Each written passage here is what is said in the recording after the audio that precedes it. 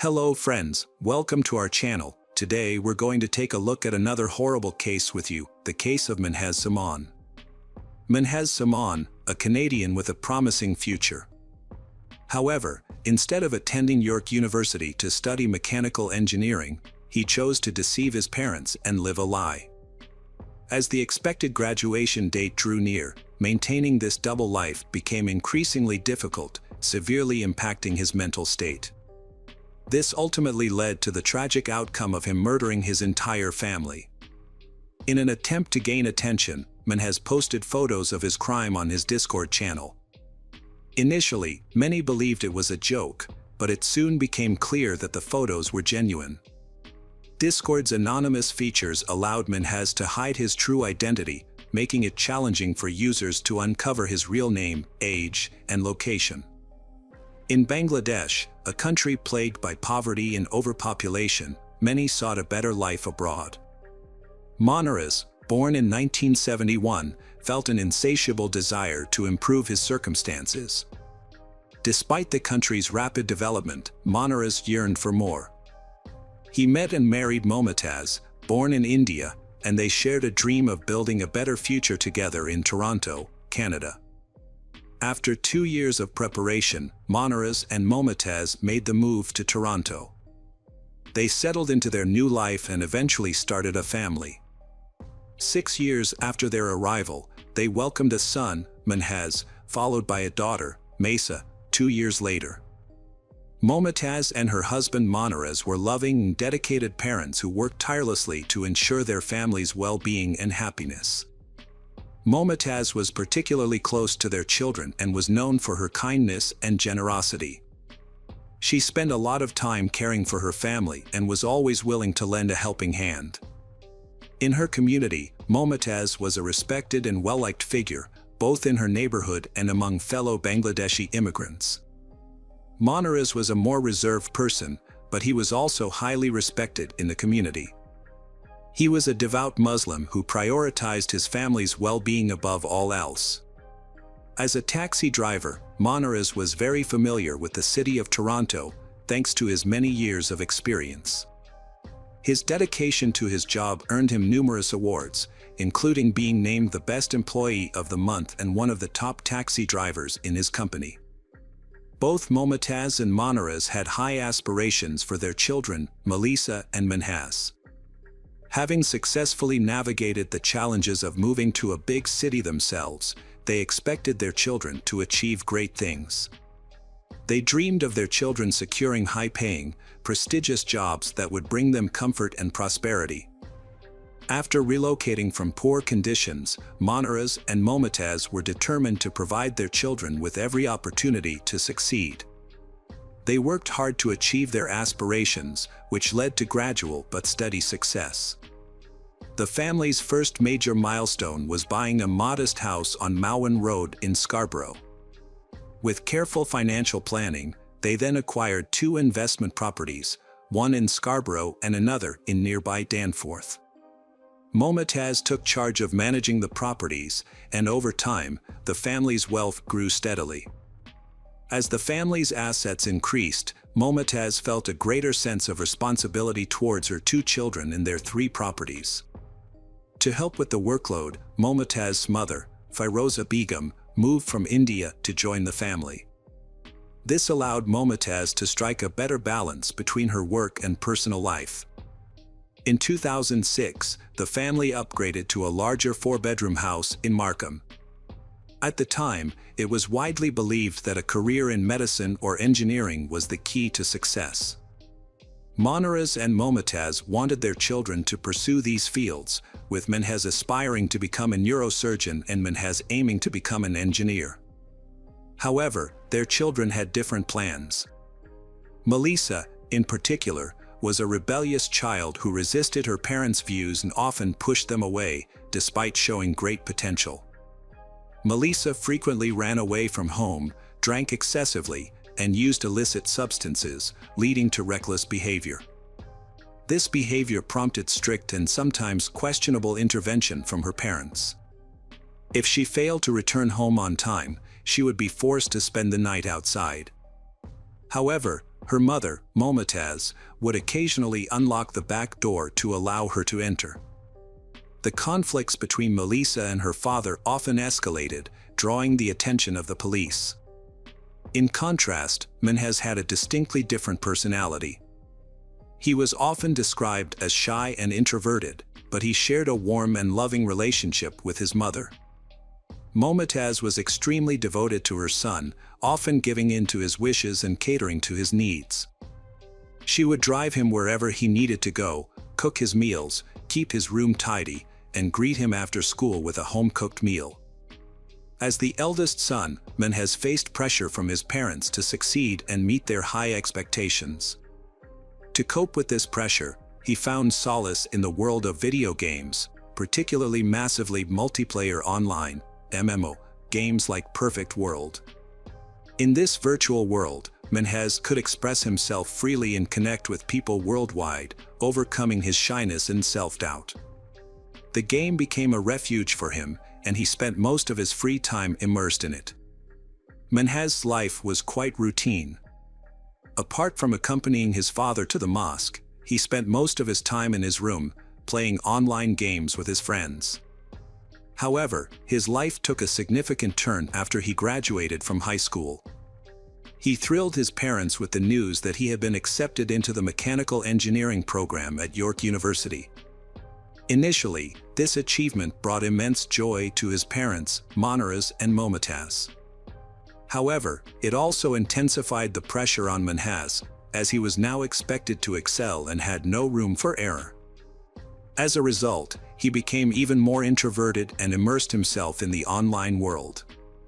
Menhaz started playing an updated version of the Perfect World game, which involved a group of players and a set of rules. He used the social network Discord to stay in touch with his friends and fellow players. The game's atmosphere was generally friendly, and players often formed close bonds with one another.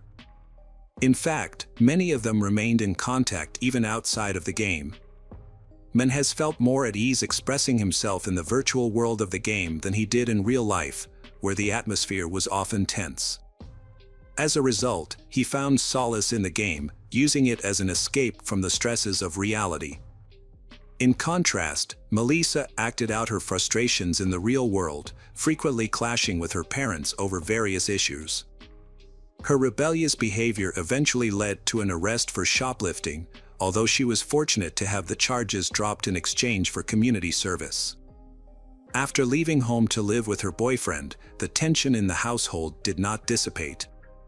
Instead, it seemed to intensify, putting even more pressure on Menhaz to find ways to cope. As a result, he became even more deeply immersed in the game, using it as a means of escaping the increasingly unbearable reality at home. As Melissa broke free from her parents' expectations, they began to pin their hopes on her son, Menhaz, as the family's savior. They boasted about his engineering career at York University, but this turned out to be a fabrication. In reality, Menhaz attended Seneca Community College, a less prestigious institution. Menhaz struggled academically, felt isolated, and abandoned his faith, which deeply disappointed his devout parents. He often expressed frustration about his parents' constant interference in his life, which affected his personal relationships. Menhaz met a girl online, which infuriated his parents and further fueled his resentment. However, he found a sense of independence through the online game Perfect World, where he connected with friends in a community on Discord. Initially, Menhaz performed well in school, but his grades began to slip as his gaming obsession spiraled out of control. Menhaz's excessive gaming habits started to take a toll on his academic performance. He began skipping classes and struggled to keep up with his studies, resulting in him having to retake several subjects. Eventually, he lost interest in studying altogether and stopped attending classes, opting to focus solely on gaming instead. To avoid arousing his parents' suspicions, Menhaz would leave home every day pretending to go to York University. He wasn't actually attending classes. Instead, he would spend his days playing games at a cafe on his laptop, working out at the gym, and then returning to gaming until late at night. In online conversations with his gaming friends, Menhaz would occasionally joke about leaving the group and make cryptic comments about potentially going to prison. However, these statements were not taken seriously by his online friends, as they were familiar with his tendency to make humorous remarks. Additionally, Menhaz often made jokes about sensitive topics such as homophobia and religion, but since it was a gaming community, no one took his comments seriously. Menhaz's sense of humor took a darker and more aggressive turn over time. He started making jokes that were intentionally provocative, trying to elicit a reaction from others in the community. However, his attempts at humor were so off-putting that they led to multiple complaints. Ultimately, the community administrators banned him due to his behavior. Menhaz became more and more isolated. In contrast, Melissa turned her life around, repaired her relationship with her parents, and even gained admission to York University. From the outside, the family appeared happy and successful, with new beginnings and a promising future. As Menhaz realized he was about to lose his privileged status as the golden child, he committed a horrific crime on July 27, 2019, just one day before his expected graduation ceremony. On that day, the family was preoccupied with their daily routines. Menhaz's mother and grandmother went about their usual schedule, attending a daybreak event, unaware of the impending tragedy. Menhaz began to carry out his horrific plan by sneaking into his mother's bedroom. He struck her on the head with a crowbar, knocking her unconscious, and then slit her throat to ensure she was dead. He repeated this brutal act with his grandmother. After committing these heinous crimes, Menhaz calmly returned to his room and opened Discord, where he sent a disturbing photo of his mother's mutilated body next to the crowbar. The recipients of the photo were initially unsure if it was a joke, as Menhaz was known for his dark humor. However, the image was extremely realistic and did not appear to be a prank. Menhaz was a well-known figure in the perfect world gaming community, but his behavior had always been unsettling, earning him a negative reputation among many players. The situation took a disturbing turn when Menhaz posted two photos that seemed to show a murder scene. The images were extremely realistic and did not seem to be a joke. Menhaz then made a chilling post claiming that he had killed his mother and grandmother and was waiting for his sister and father to return home so he could do the same to them. As the situation worsened and became more intense, other gamers began to take Menhaz seriously, fearing that his threats could lead to more deaths. Discord users were convinced that they were witnessing a series of crimes unfold in real time, but felt powerless to intervene. Desperate to prevent further harm, players tried to uncover Menhaz's identity, but he had hidden his personal information, leaving no clues about his name, age, or whereabouts. In an effort to gather more information, users reached out to Menhaz's friend, Junior, asking him to share any details he might know. When Junior confronted Menhaz about the disturbing images, Menhaz revealed that his threats were genuine and that he planned to kill his father and sister soon. Meanwhile, Melissa returned home to an eerily quiet house. Unbeknownst to her, Menhaz was waiting inside.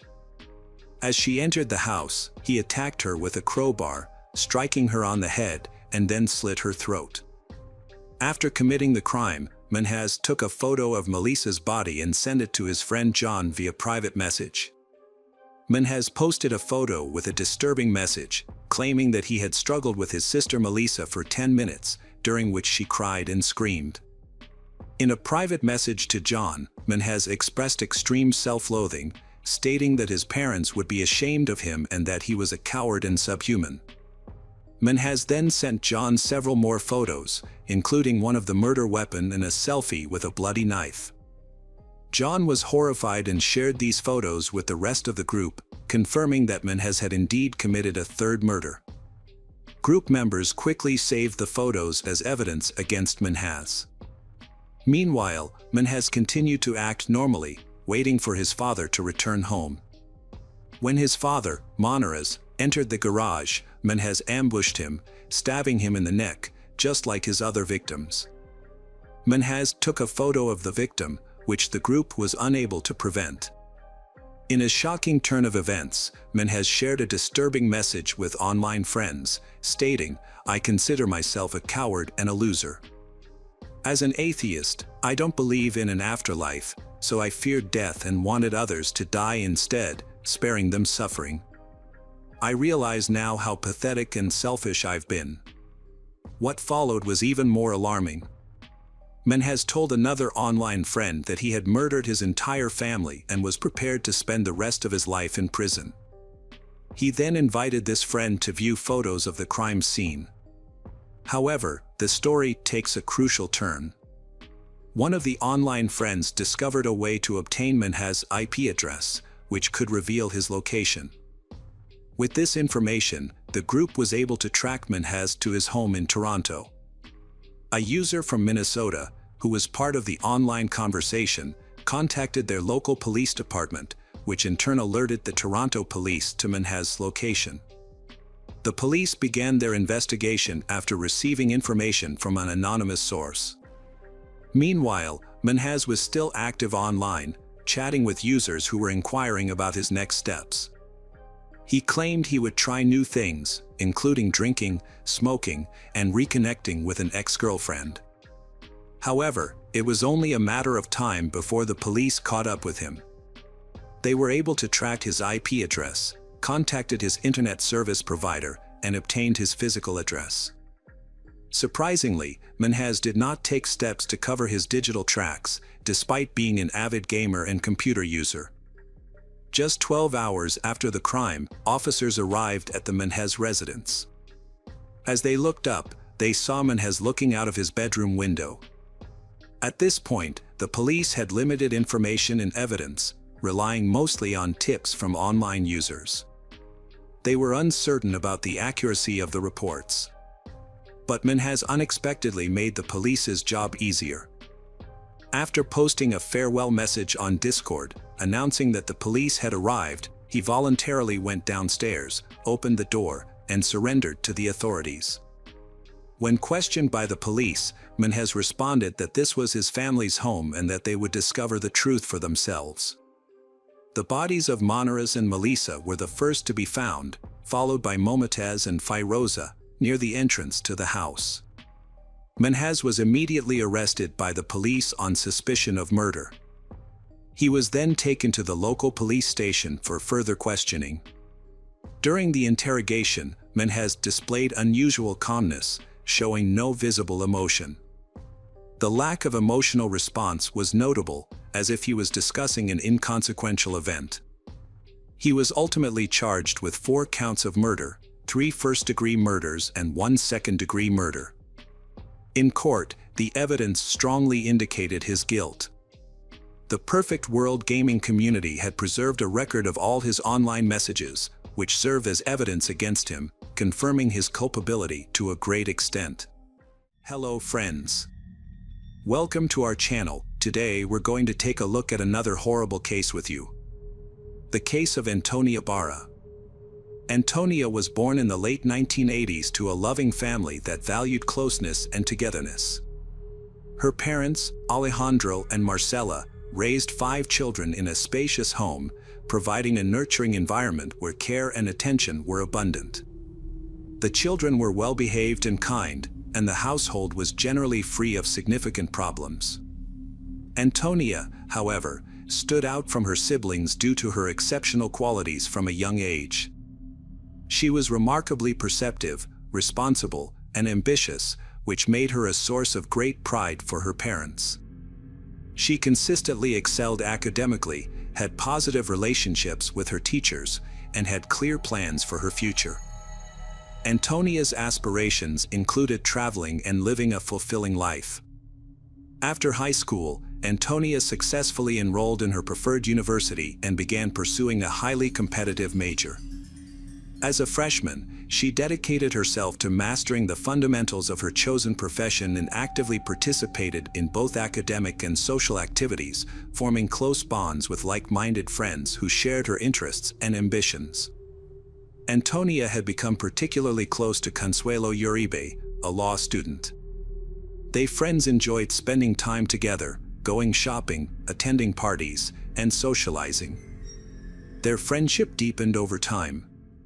When Antonia's boyfriend Rodrigo broke up with her, Consuelo suggested a distraction to help her cope with the heartbreak.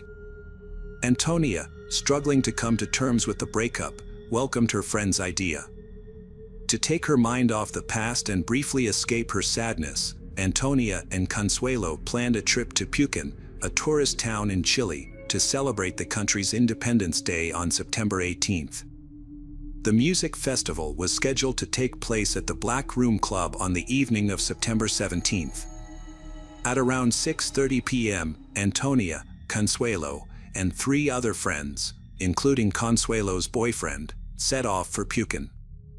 The trip was smooth, and upon arrival, the group stayed in separate accommodations, with they staying in a summer house owned by the Uribe family. After 8 p.m., they got ready to head to a party at Black Room, a well-known spot that promised an unforgettable night. Before leaving, Antonia texted her dad, who reminded her to be careful around people she didn't know. Antonia assured him that being cautious was second nature to her. They had a great time chatting and dancing with friends. As fate would have it, Martin and Antonia unexpectedly ran into each other at the club. They were thrilled to see each other and spent the evening together, chatting and dancing. Throughout the night, Antonia would occasionally leave Martin's side to check in with her friend and greet other male acquaintances she had met while bar hopping. However, she didn't realize how much she had been drinking, likely due to the long drive and her empty stomach. This was unusual for her, as she normally didn't let herself get carried away with alcohol. Consuelo told Antonia it was time to leave the club, but Antonia was having too much fun and refused to go. Consuelo warned her to stop drinking and think about leaving, but Antonia was determined to stay. Despite Consuelo's concerns, Antonia chose to stay at the club, and Consuelo left without her. However, Antonia would soon come to regret her decision. One of their friends stayed at the club and saw what happened next. He later shared what he saw during the investigation and in court. He said that Martin started talking to Antonia and then took her hand, leading her towards the exit. Antonia seemed unsure and confused, likely because she had been drinking too much. Although she was in a daze, Antonia didn't seem to resist or mind being led away. It was unclear if she even knew what was happening. But external surveillance footage told a different story. According to Martin's friends, they left the club in 2 cars, but there was no room for her, so she ended up walking with them. Along the way, they passed a store, and footage showed that the man had forced her to enter. She was visibly intoxicated and unable to resist. Throughout the night, Martin, who was somewhat more sober than the others, attempted to exert control over the situation. The footage captured moments of Martin being overly affectionate towards her and trying to kiss her, despite her clear reluctance and attempts to pull away. After arriving upstairs around 9 a.m., Consuelo checked her messages and found a voice message from her friend Antonia. Initially, Consuelo had trouble making out what Antonia was saying, but after listening more closely, she caught a few words. Antonia was asking to be picked up, but Consuelo didn't know exactly where she was. To find her, Consuelo used her GPS and, accompanied by her boyfriend Jose, headed to the location indicated. Upon entering the house, Consuelo and Jose were shocked to find Martin standing naked, attempting to cover himself with a pillow. When Consuelo asked about her friend Antonia, Martin claimed he didn't know where she was. However, they soon found Antonia upstairs in one of the rooms, lying on a bed in her underwear, crying quietly. Jose carried her to the car, and Consuelo asked what had happened, but Antonia was too distraught to explain. At the summer house, Consuelo and Jose tried to comfort Antonia, holding her and talking to her. Eventually, Antonia opened up about what had happened. She confessed that Martin had taken advantage of her against her will, leaving her feeling powerless. After learning about the incident, Jose and Consuelo urged Antonia to report the attacker to the police and pursue justice. However, Antonia declined, fearing that her parents and the public would find out and judge her. Instead, she chose to silently cope with the trauma and try to heal on her own, asking Jose and Consuelo to keep the incident private. During a conversation with her father, Antonia tried to respond normally to his light-hearted question about whether she had been drinking too much. However, her response unintentionally revealed her distress. The next day, Antonia met with Martin to discuss the incident, but he was uncooperative and arrogant. Martin claimed that the events of the previous night were consensual, which made Antonia realize that she would not receive the truth or an apology from him. She understood that she needed to try to move forward. Antonia stayed quiet and acted normal for 3 weeks. A close childhood friend claimed not to notice anything unusual, but Antonia's classmates observed that her memory was faltering and her thoughts were disorganized. But some time later, Alejandro eventually discovered the truth about his daughter. Alejandro shared his daughter Antonia's heartbreaking story, which sparked a nationwide movement. Multiple women came forward with similar allegations against Martin, leading to 6 new charges and his exposure as a serial offender. The Martin family sought court protection for their personal information, which had been leaked online. They claimed that the online harassment, including insults, threatening messages, and false information, had violated their constitutional right to privacy. The court agreed, and on June 12, 2020, it ordered Antonia's relatives to stop sharing information about the Martin family on social media and to refrain from publishing anything that could compromise them. However, this decision sparked widespread outrage in Chile. Many people felt that the court was protecting the suspect rather than the victims. On July 21, the Antonia family appealed the decision to the Supreme Court, but their appeal was rejected. The suspect's lawyer then requested protective measures on his client's behalf, but the suspect was eventually charged with multiple counts of attack. The case, known as the Antonia case, became a rallying cry for victims of violence in Chile. For many women, it marked a turning point, and they began to come forward to share their own experiences after years of silence.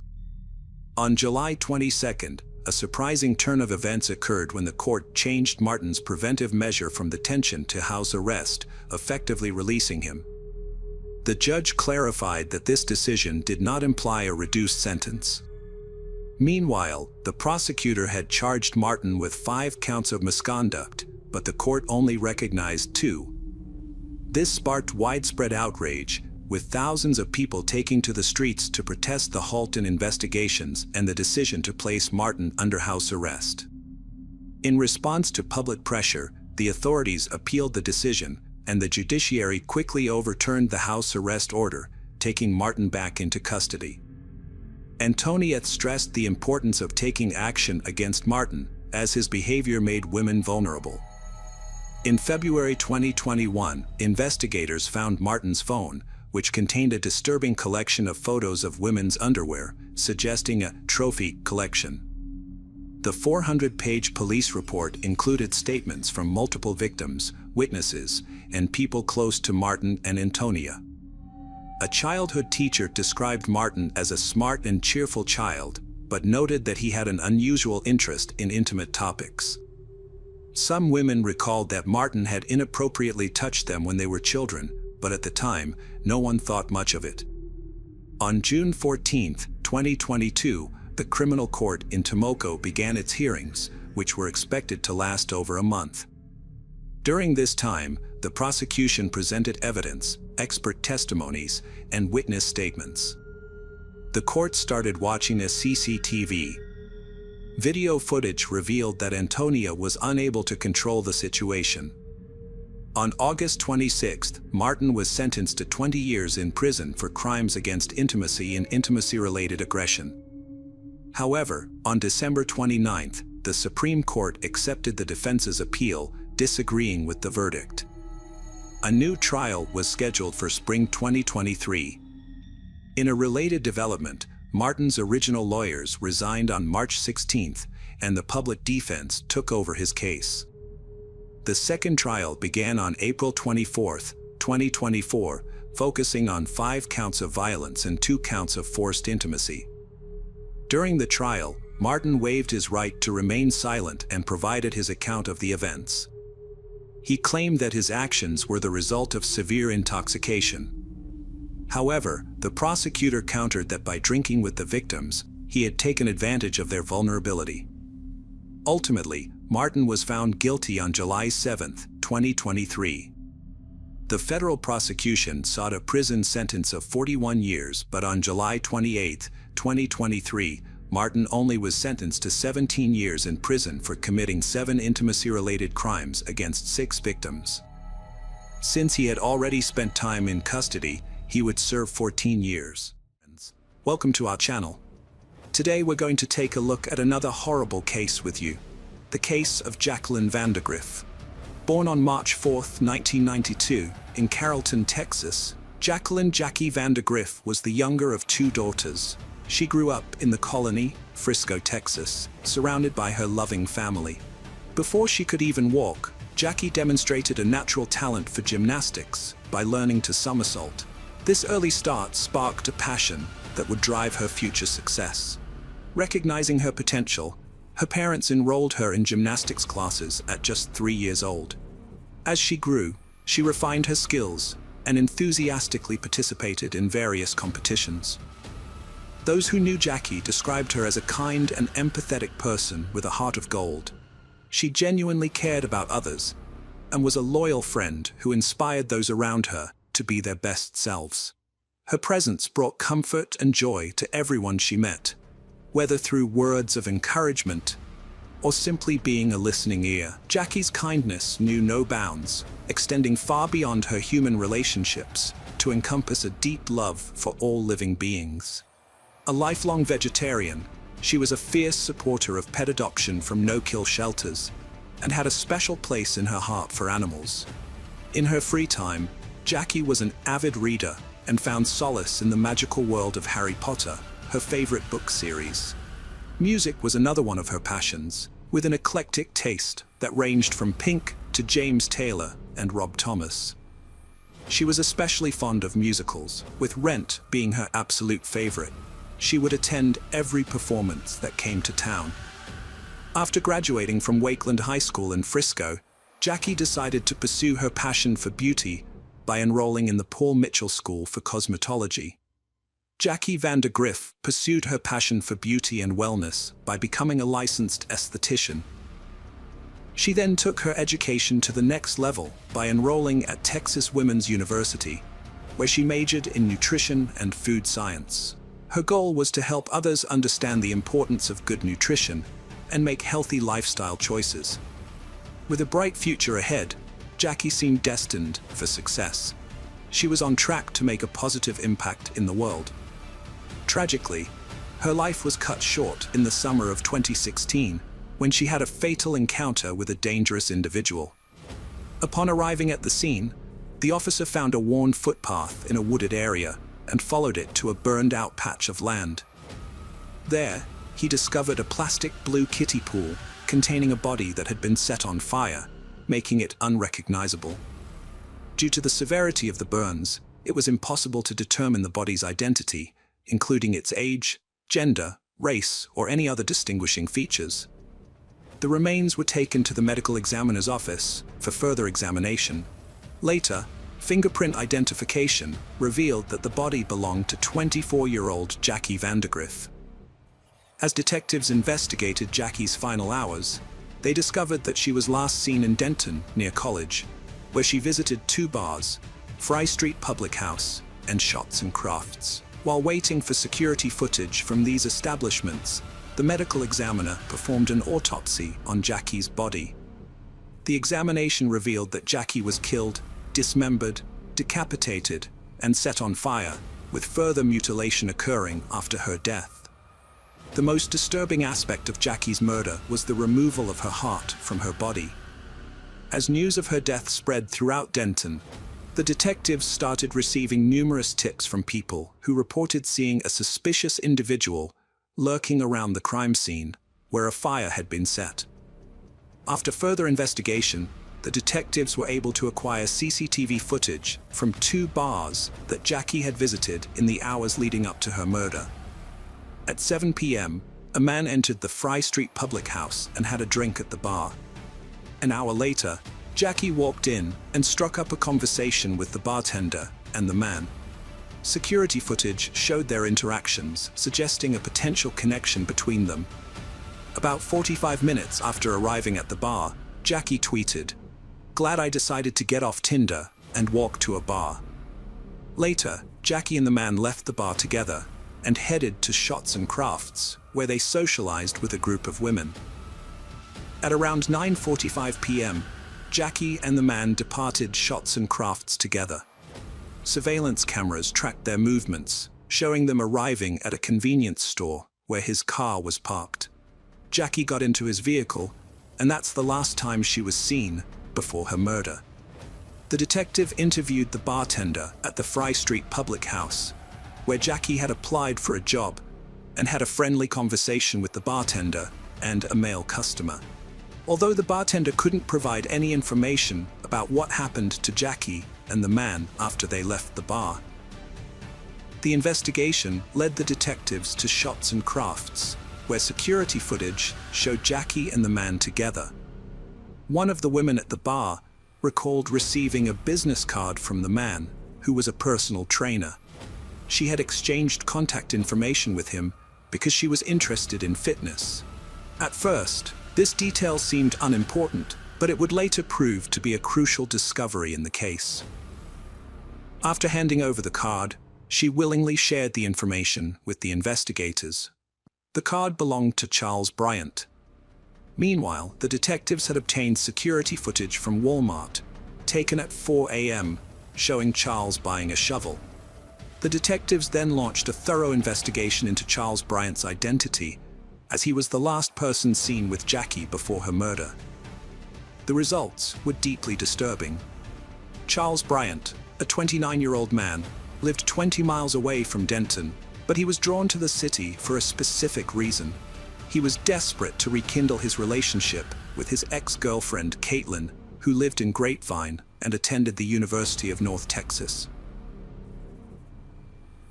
3 months prior, Caitlin had met Charles at her home in Grapevine, where she worked as a server at a restaurant.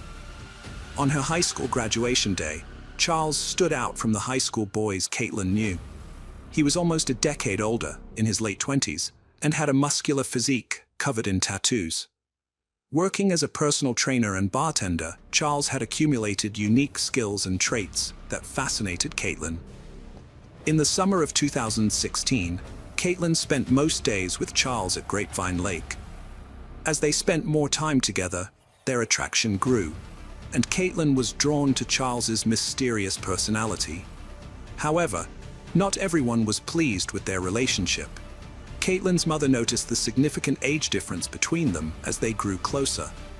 Caitlin's mother asked to see a photo of Charles, wanting to understand her daughter's relationship better. Although initially open-minded, she felt uneasy when she saw his piercing eyes, sensing something evil. Growing increasingly worried about Caitlin's well-being, her mother voiced her concerns, advising her to reevaluate her relationship with Charles. Caitlin ignored her mother's warnings, brushing them off as typical parental worries.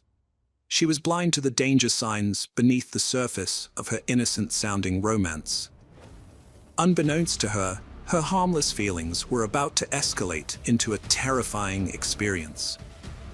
At first, Caitlin was thrilled with her new relationship with her older boyfriend, but as time went on, she began to have doubts and wondered if her mother had been right all along.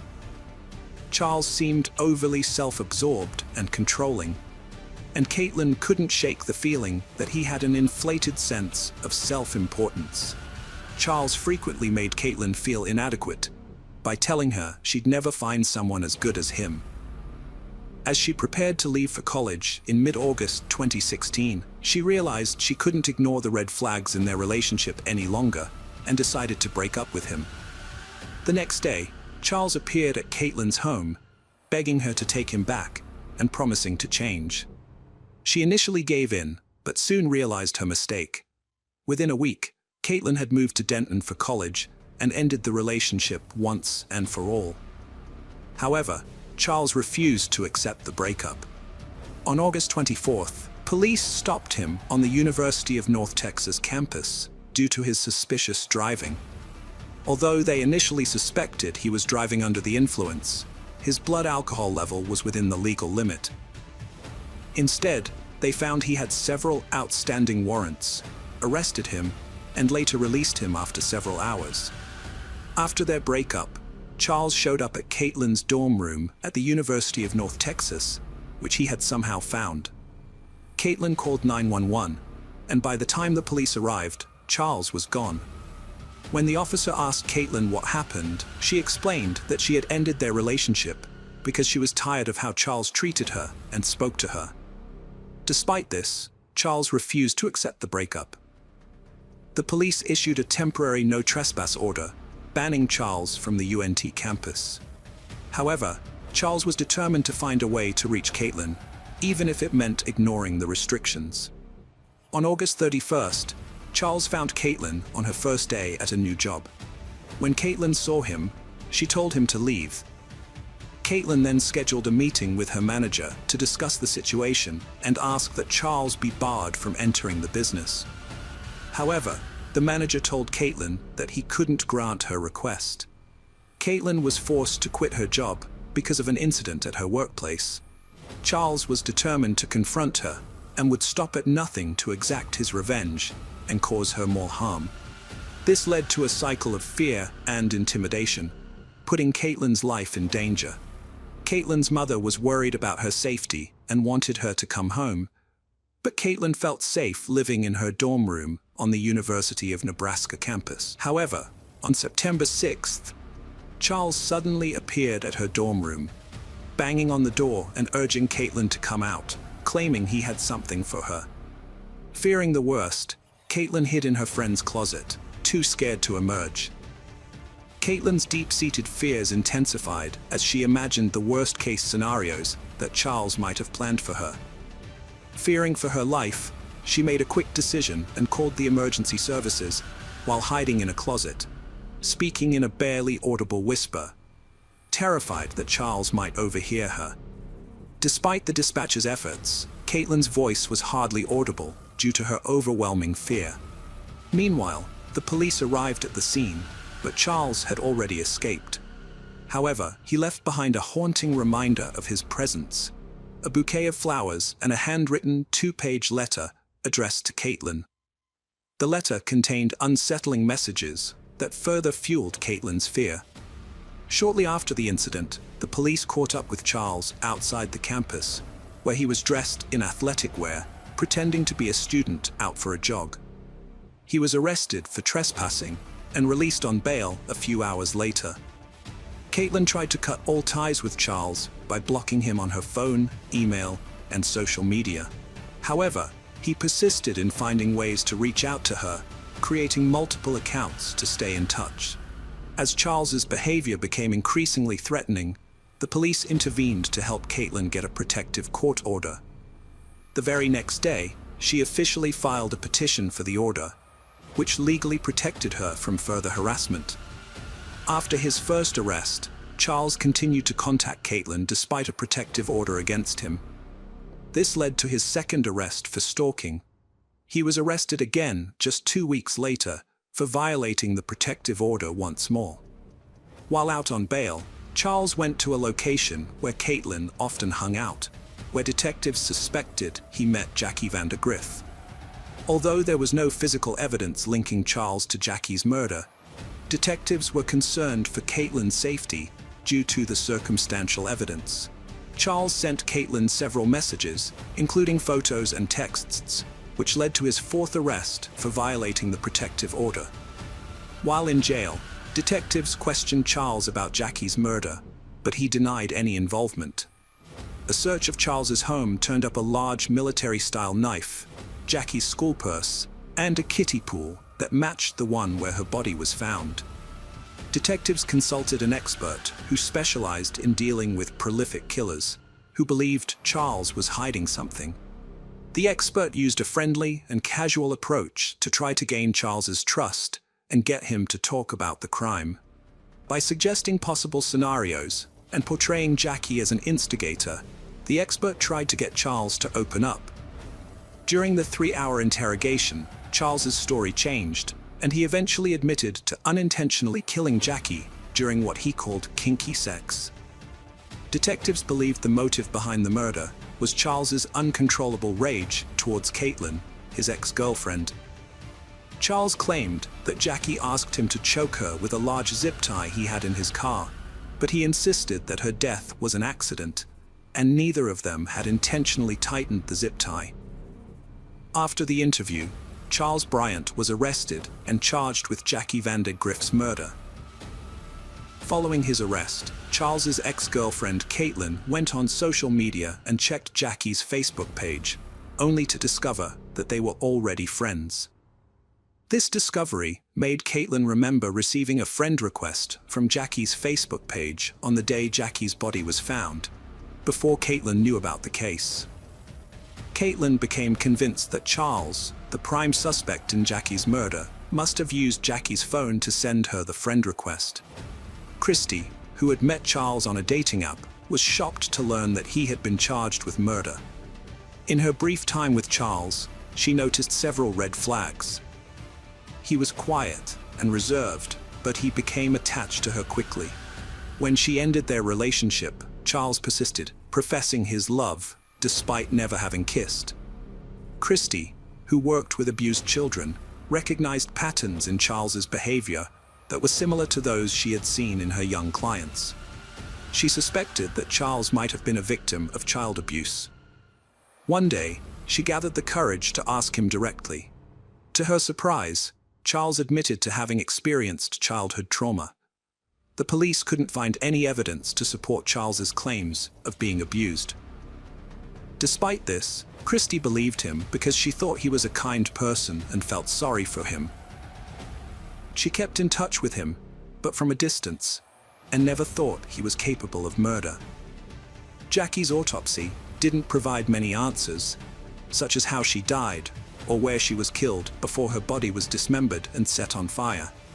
This lack of evidence made it difficult for the prosecution to build a strong murder case, as many key questions remained unanswered.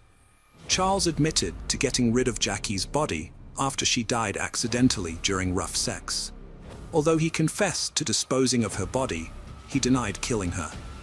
The prosecution wanted Charles's ex-girlfriend, Caitlin, to testify about his history of stalking and violent behavior. They hoped to show a connection between his anger towards Caitlin and his eventual murder of Jackie, who bore a strong resemblance to Caitlin, as Charles himself acknowledged during questioning. Caitlin testified in court without a jury present, but when asked to identify Charles, she was hesitant and uncomfortable. She eventually pointed him out, commenting on his smirk. After testifying, Caitlin left the courtroom and broke down in tears, overcome with emotion. The judge later ruled that Caitlin would not be allowed to share details about her past relationship with Charles in front of the jury. A year and a half after Jackie's death, Charles went on trial for her murder in April 2018.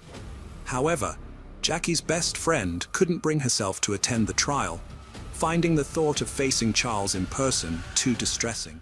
Hello friends, welcome to our channel. Today we're going to take a look at another horrible case with you. The case of Sandra Cantu. Sandra Cantu was an 8-year-old girl who lived with her mother, Maria Chavez, and their family in the Orchard Estates mobile home park in Tracy, California. Despite her parents being separated, Sandra remained close to her father and enjoyed a positive relationship with him. Sandra was a friendly and energetic child who loved playing with her friends in the neighborhood. She was known for her bright smile and optimistic outlook, making her a favorite among her peers and the adults who knew her.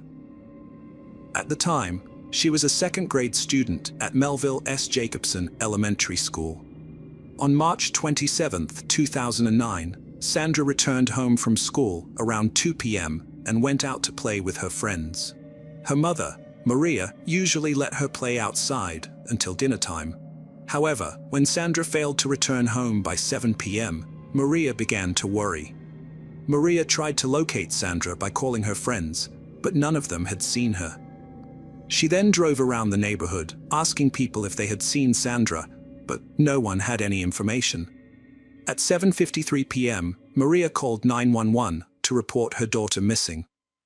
The Tracy Police Department quickly responded to the mobile home park and launched a search operation. They asked Maria to describe Sandra's clothing, which included a pink Hello Kitty shirt, black leggings, and Hannah Montana flip-flops. The police then went door to door, questioning neighbors and showing Sandra's picture to gather information. The search for Sandra was a large-scale operation that involved the FBI, cadaver dogs, helicopters, and a team of volunteers. The police showed Sandra's photos to everyone in the community, hoping to find any leads. However, their initial efforts yielded no results.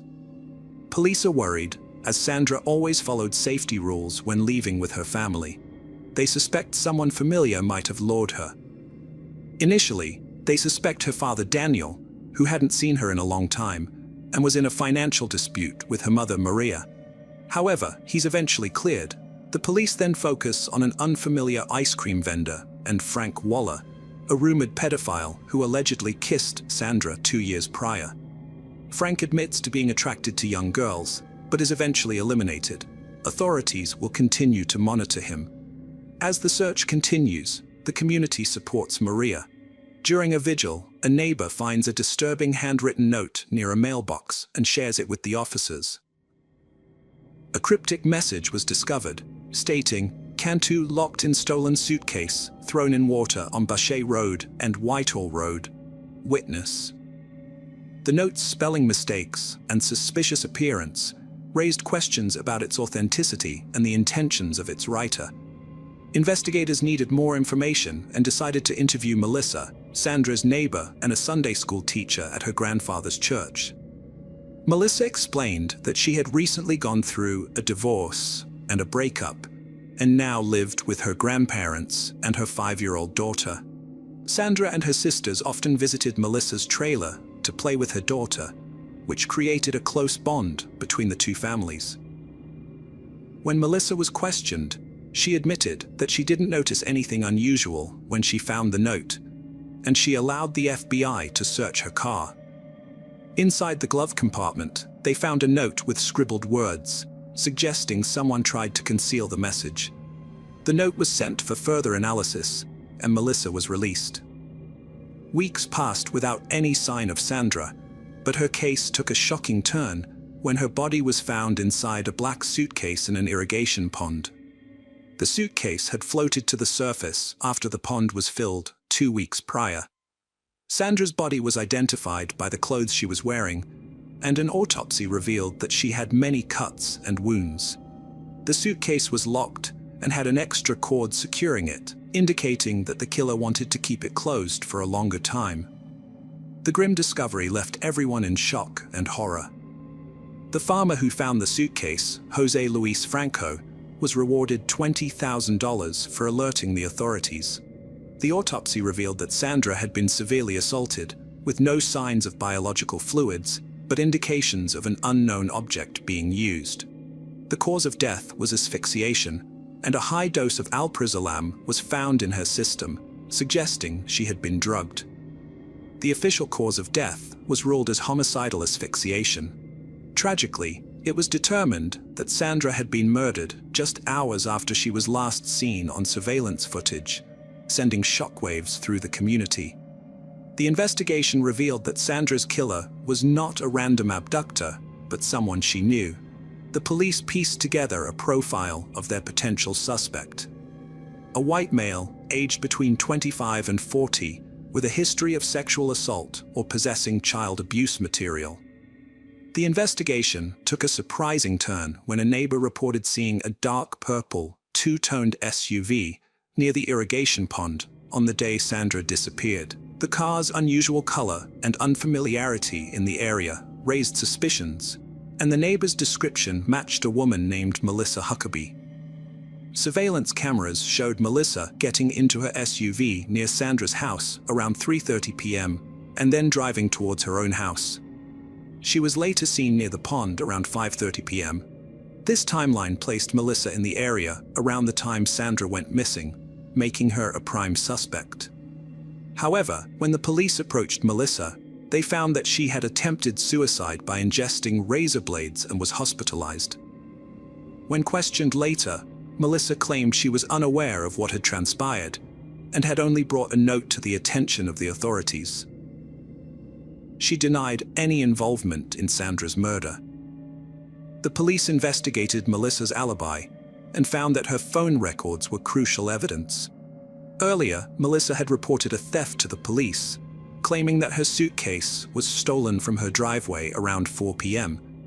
She even sent a text message to Maria, mentioning the stolen suitcase. This was significant because the suitcase found with Sandra's body matched the one Melissa reported stolen.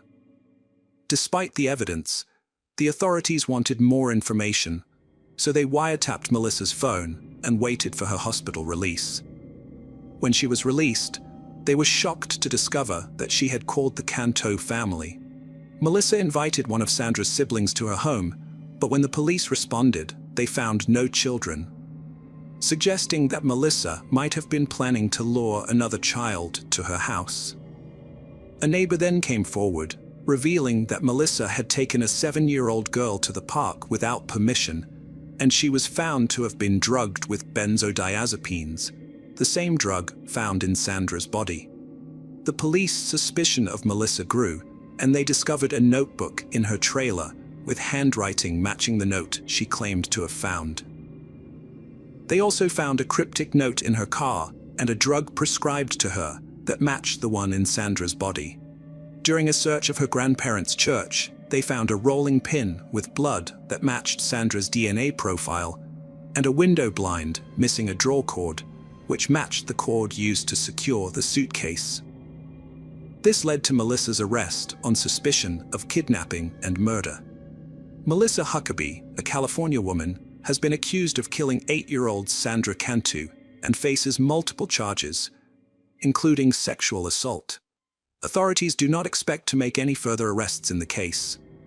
When questioned by investigators, Huckabee initially denied any involvement, but later claimed that Sandra's death was an accident. She said she was playing a game of hide-and-seek with Sandra and her own daughter, and Sandra agreed to hide in a suitcase.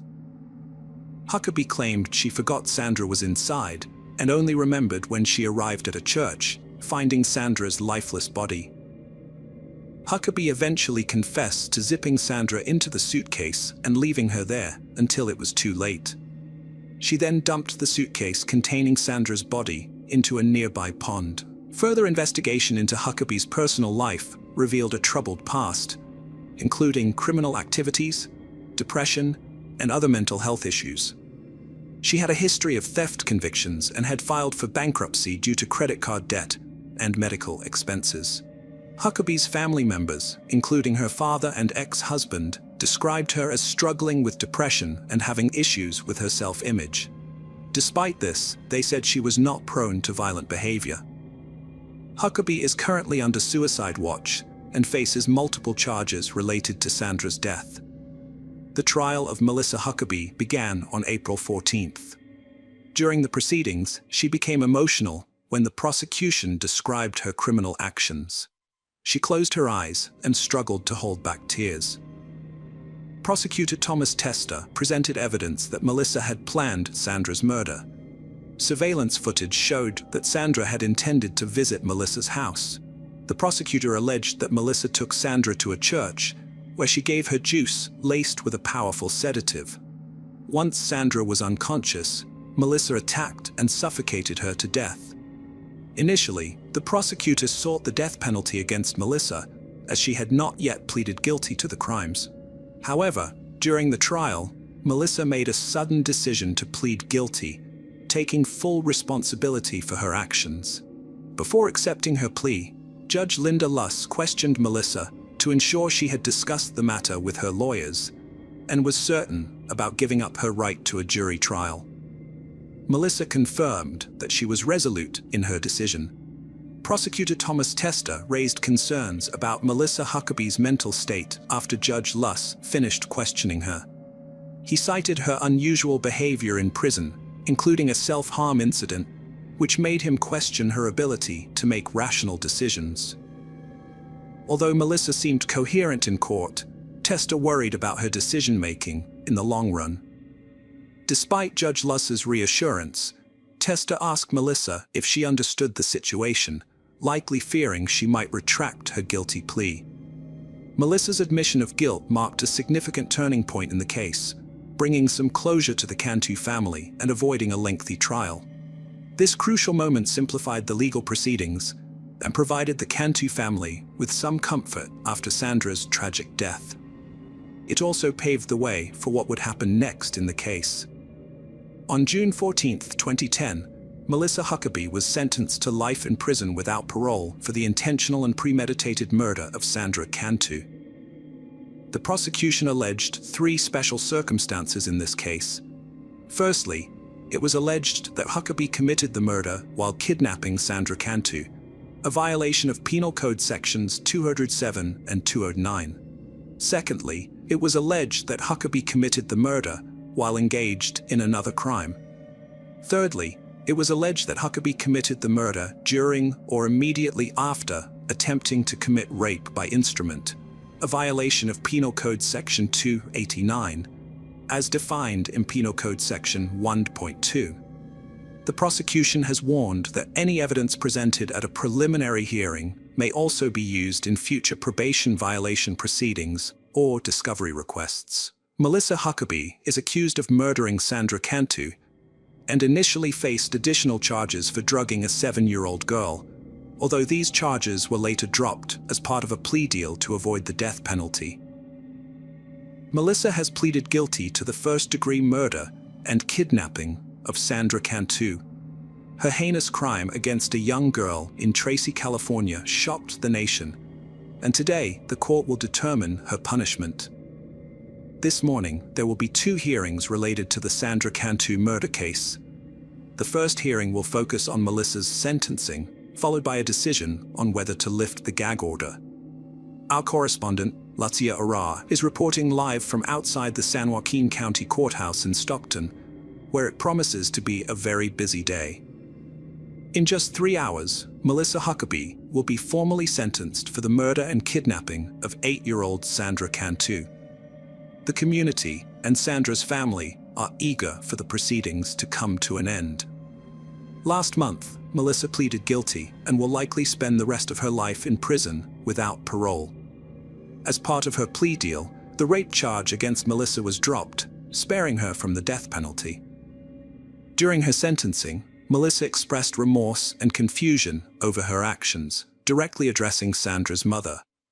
She acknowledged that she couldn't understand her own motivations, saying that she wished she could give an explanation for what had happened, and that she still couldn't understand why she had done what she had done. Melissa also apologized, saying that for the pain she had caused, saying sorry wasn't enough, but it was all she could do. She added that since the day Sandra had died, she had had to live with the consequences of her actions, and that for the rest of her life, she would have to live with the responsibility of Sandra's death. Sandra's father expressed his struggle to forgive Melissa, saying that they were supposed to forgive their enemies, but he didn't know what to make of her. He added that nothing that happened that day would change the fact that she had taken the life of an innocent little girl who hadn't even gotten to decide what ice cream to eat. The community was deeply affected by Sandra's tragic death. On April 16, 2019, over 600 people attended her funeral to pay their respects. To honor her memory, volunteers planted a tree and built a new playground at Jacobson Elementary School, and one of her cousins started an annual celebration called Tracy Celebrates Children, which helps local kids get fingerprinted and photographed in case they go missing. The prosecutors believed that Melissa deliberately planned and executed the tragic event, but she never shared her motives, leaving investigators baffled. Melissa's past struggles with depression, difficult history, and self-harm were revealed in documents, but they didn't provide a clear explanation for her actions. Melissa is now serving a life sentence in San Juan County Jail, a constant reminder that serious crimes have serious consequences. While the pain of losing Sandra will never fully heal, her family finds solace in knowing that justice has been served, and her death did not go unanswered. Hello friends, welcome to our channel. Today we're going to take a look at another horrible case with you, the case of Georgine Kruger. Georgine Kruger was born on April 11, 1992, in Munich, as the middle child in a family of 3. Her older brother, Tommy, was 8 years older, and her younger sister, Michelle, was 2.5 years younger. In June 2006, Georgine and her family, including her mother and sisters, relocated to Berlin. Her mother had secured a well-paying job, and they settled into a home on Stendal Street in the Mobit district. Georgine and her sister started attending one of the top local schools on September 1st, which was accessible by bus despite being in a different district.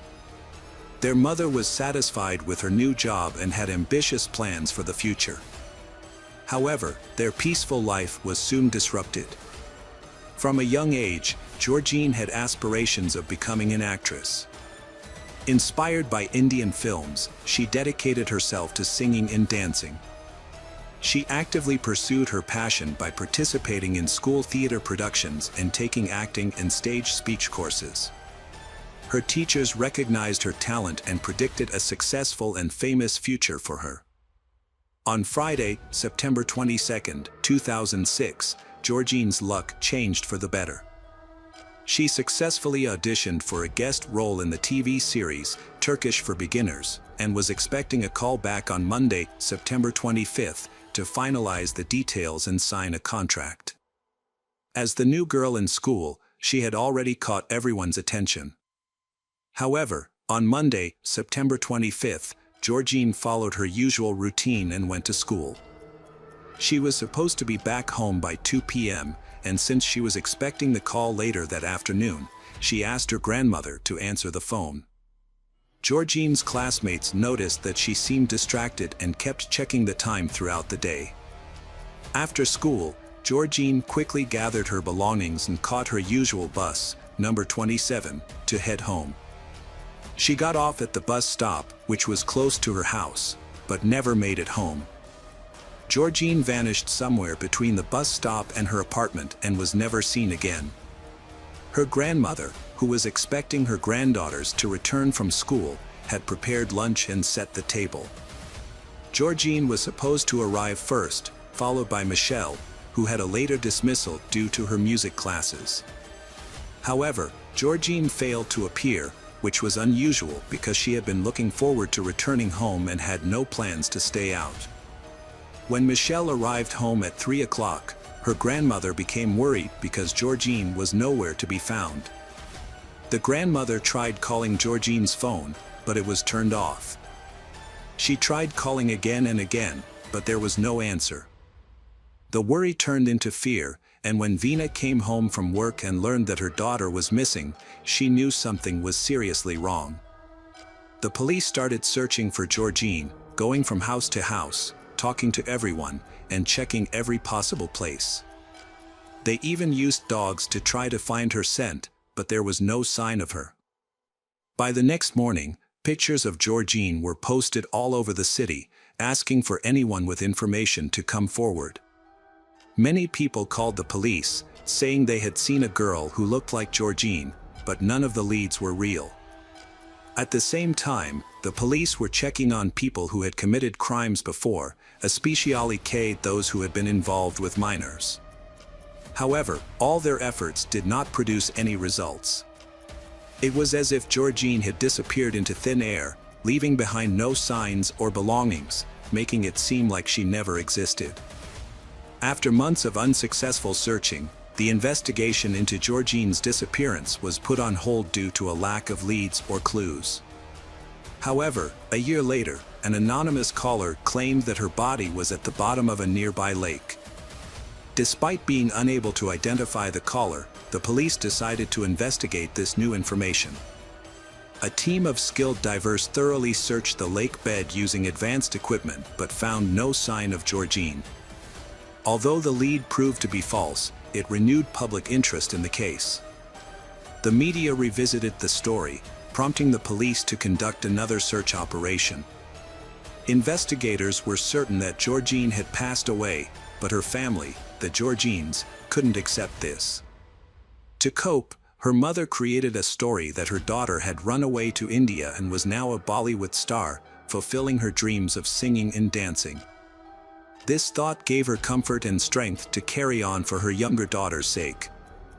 Years after her disappearance, in 2016, the search efforts started again. A resident of Stendhal Street contacted the police, concerned about a neighbor who was often inviting underage girls to his home. This neighbor was identified as 35-year-old Ali K., a Turkish immigrant. On the surface, Ali K. appeared to be a devoted family man, married with 3 children. However, a closer look revealed the disturbing truth. The police were shocked to discover that Ali K. had been investigated 4 years earlier for luring a local schoolgirl with promises of selling her a trendy smartphone at a low price. He took the teenager to the storage room in the basement of his apartment building where he physically assaulted her by hitting her on the head and then forced her into an intimate. Following the assault, he attempted to silence her by making her promise not to reveal the incident to anyone. He handed her a paper napkin to wipe away her tears and helped her clean up before releasing her.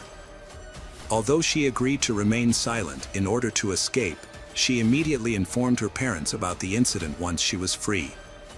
Together, they reported the violent actions to the police. The schoolgirl described the storage room in the basement, saying it looked like a space created by someone with a disturbed mind. Ali K. was arrested the same day but strongly denied his guilt. He shared his own version of the events, claiming he was selling a gadget and that the teenager had expressed interest in buying it, which is why she was in his basement storage room. They went downstairs together. When the guest saw the device, she expressed her long-held desire to own one. However, due to financial constraints, she offered to compensate in an alternative manner. According to Ali, she initiated intimate contact by kissing him and beginning to undress. He attempted to reason with her and pushed her away, resulting in her falling and hitting her head. This account explained the injuries and bruises on her body. Nevertheless, there was no evidence of intimate contact, as Ali had used protection and later disposed of it.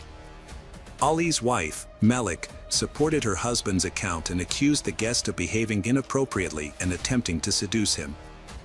Consequently, Ali received a suspended sentence for causing moderate bodily harm. As the police reopened the investigation into Georgine's disappearance, they decided to re-examine Ali thoroughly. Ali K. did not have a stable job and relied on odd jobs and benefits to get by. He had a fondness for gambling, which often led to debt. He frequently visited the Turkish coffee shop on the ground floor of his building, where he socialized with various people who would buy him food and drinks. Ali K. took great care to maintain a youthful appearance, often spending excessively on fashionable clothes, including using his children's benefits. However, his most disturbing trait was his attraction to young girls. He would frequently try to meet and interact with them, asking inappropriate questions and offering illicit favors, such as buying them alcohol or cigarettes. Despite his suspicious behavior, the police couldn't link him to the disappearance of Georgine. The case had gone cold, but with the emergence of new evidence, it was reopened, and Ali K. became a prime suspect. When questioned, he denied any involvement in Georgine's disappearance. A search of Georgine's storage room in the basement revealed no signs of Georgine. However, detectives noted that the space seemed more suited for meetings than storage. It was discovered that Ali K. had been previously questioned and his basement inspected, but the storage room had been overlooked. At the time, there was no reason to suspect him, and the door was always locked, making it inaccessible to anyone but the Ali K. Ali had been actively involved in the search operation and was one of the most dedicated members. Although the police didn't have any concrete evidence to charge Ali, they decided to keep him under surveillance to gather more information. They organized unofficial monitoring and intercepted all his phone calls, which soon yielded initial results.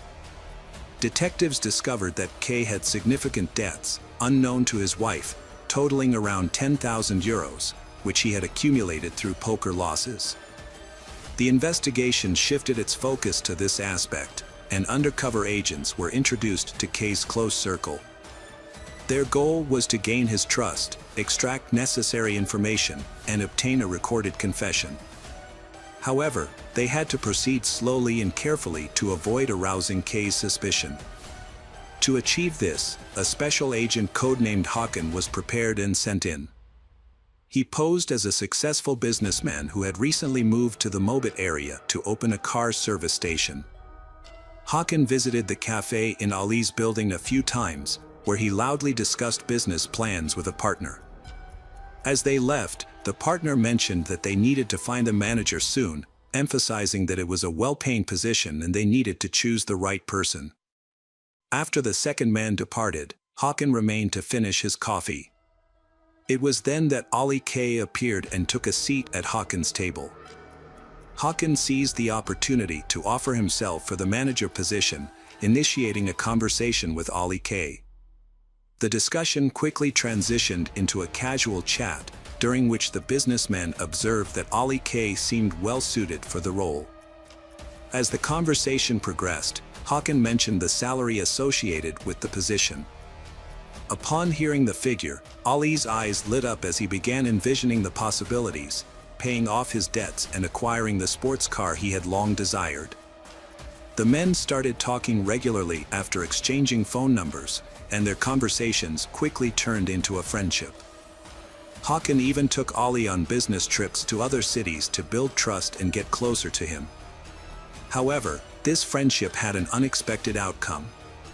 The suspect tried to present himself in the best possible attribute to his employer, bragging about even his smallest accomplishments and keeping quiet about any wrongdoing.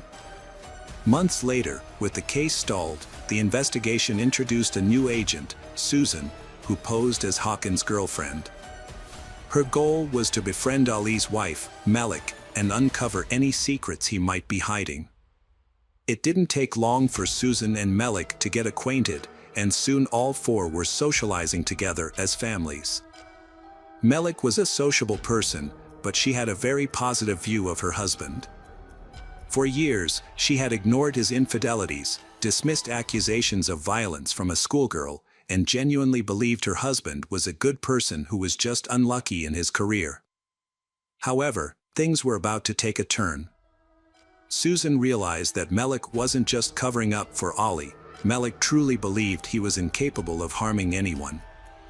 The agents devised a plan to trick the suspect, Ali K, by spreading a false rumor about a breakthrough in the Georgine case. They left a newspaper with the article in Ali's car, which they had previously installed with cameras and recording devices. When Ali's wife, Melik, found the newspaper, she briefly showed surprise that the case was still being investigated but quickly lost interest. It became clear that Melik was unaware of her husband's involvement in the crime. Despite the agents' efforts, their 6-month-long investigation yielded no confessions. Ali K presented himself as honest and trustworthy, while Melik remained oblivious to her husband's wrongdoing. The agents had gained the trust of the Ali family to the point of being asked to look after their children, but their cover was becoming increasingly expensive to maintain. The agents had to lease a space for a fake auto repair shop and create a sham employment contract to avoid raising Ali's suspicions. In a last-ditch effort, they introduced a new agent, Kaur, who would play the role of a villain.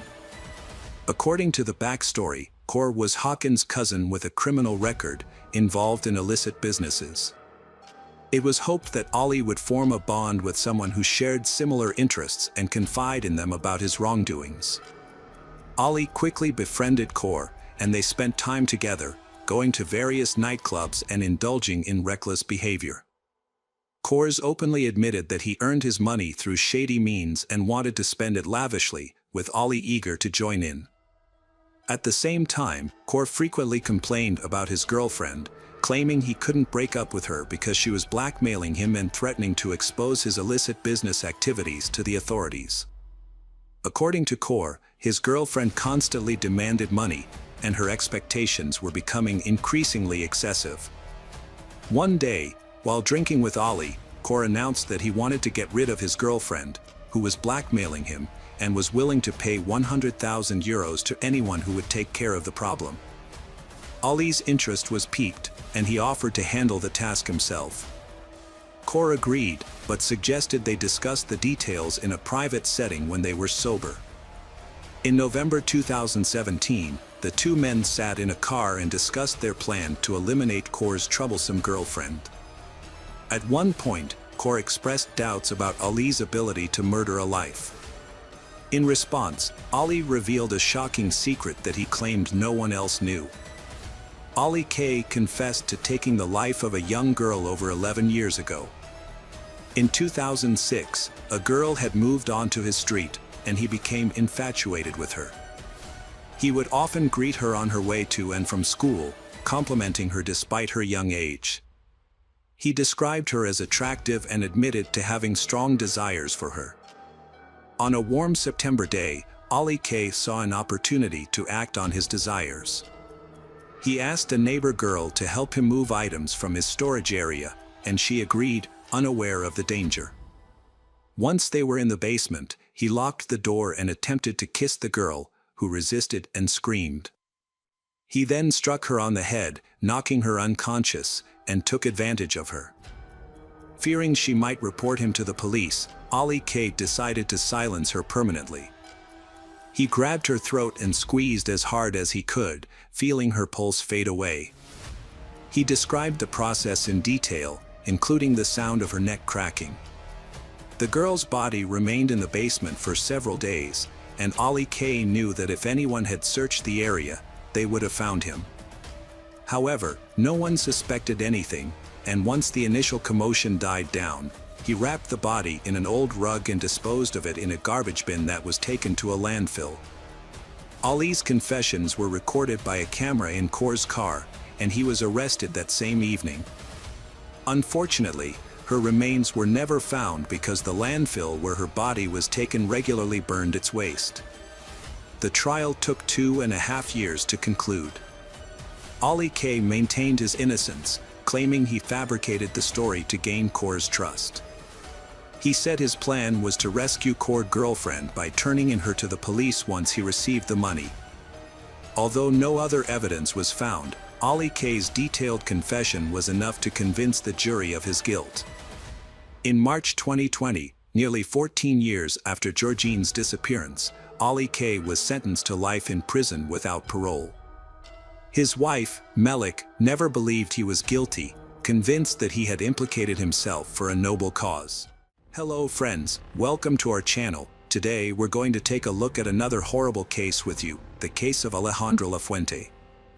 Alejandra Lafuente was a stunning brunette with captivating hair and bright brown eyes that accentuated her thick, dark eyelashes. She maintained her athletic physique through a dedicated fitness routine, which included yoga and breathing exercises. Taking care of herself was a top priority for Alejandra, and she frequently visited beauty salons, massage parlors, and spas to pamper herself. During warm weather, she could often be found lounging on the beach while still managing to get some scientific work done. On cloudy days, she would opt for tanning salons instead. It's clear that Alejandra had a deep affection for herself and believed she embodied the ideal of female attractiveness. Her career was also thriving, thanks in part to her father's influence. Alberto Dente, a renowned psychiatrist and doctor of sciences, was a leading expert in his field, with a focus on mental health conditions such as schizophrenia and manic disorders. His groundbreaking scientific work and experiments had earned him widespread recognition. Alejandra greatly admired her father and aspired to achieve similar success. She followed in his footsteps by enrolling in a prestigious university to study psychiatry, where she graduated with honors. Her strong work ethic, exceptional intelligence, and her father's influential connections enabled her to complete and defend her thesis on manic syndrome with distinction. However, Alejandra's career took an unexpected turn when she became more interested in working as a psychotherapist rather than pursuing a traditional path in psychiatry. With the financial support of her father, Alejandra obtained the necessary licensing and opened her own practice in a modern business center located in the heart of the capital. Her practice quickly gained popularity, attracting a diverse range of female clients who sought counseling for issues such as eating disorders, depression, relationship problems, and low self-esteem. Alejandra demonstrated a remarkable ability to help her clients resolve complex family issues. Despite her professional success, her personal life faced challenges. Her first marriage ultimately ended in divorce, but it was blessed with two beautiful daughters who inherited Alejandra's captivating eyes and her father's sharp sense of humor. Alejandra wasn't discouraged despite having two children. She still wanted to meet someone who could be a good partner and father to her daughters. After her separation, her ex-husband would visit on weekends to spend time with Shees and help with household chores. However, his last visit would be his final one. Alejandra asked him to enter through the backyard, claiming the front door lock was jammed. She then directed him to the bathroom, saying their youngest daughter was bathing. Unaware of the danger, he complied. The house was eerily silent, with no cartoons or children's laughter. Upon entering the bathroom, he noticed tape on the floor and an empty bathtub. At that moment, he realized something was wrong. Alejandra stood behind him, wielding a hammer. She delivered two forceful blows to his head, causing him to collapse with blood pouring from his skull. The experts later determined that the first blow was fatal, and he had no chance of saving himself. The eldest daughter returned home early from a friend's house and became an unintentional witness to a horrific scene. The children had often seen their parents arguing, and Alejandra, who was believed to have mental health issues, would frequently lash out at her friends and even physically attack her husband. Her friends and housemates had observed her outbursts and erratic behavior on multiple occasions. On this particular day, the situation escalated out of control. The daughter fled the house and called for help, prompting a neighbor to rush over and contact the police. Alejandra, a psychologist, was arrested and charged with murder. She spent a month in a cell awaiting her initial court hearing. During the trial, Alejandra maintained her innocence. Her lawyers argued that she had acted in self-defense, claiming that her ex-husband was excessively jealous and had fabricated stories about her bringing men into the house, which could harm the mental well-being of their daughters. According to their version of events, on the day of the crime, the ex-husband had shown up unexpectedly at Alejandra's house, entering through the back door in an attempt to catch her with another man. He then allegedly attacked Alejandra, who was in the bathroom trying to assemble a nightstand. She was forced to defend herself and delivered two blows to the back of her ex-husband's head. On June 14, 2012, the court delivered its verdict. Considering the evidence presented by her defense team and the fact that she had two young children, Alejandra was sentenced to 1 year and 4 months in prison. However, thanks to the efforts of her lawyers and her father's financial support, her prison term was commuted to a suspended sentence. A few months later, her team filed an appeal, requesting that the charges be dropped.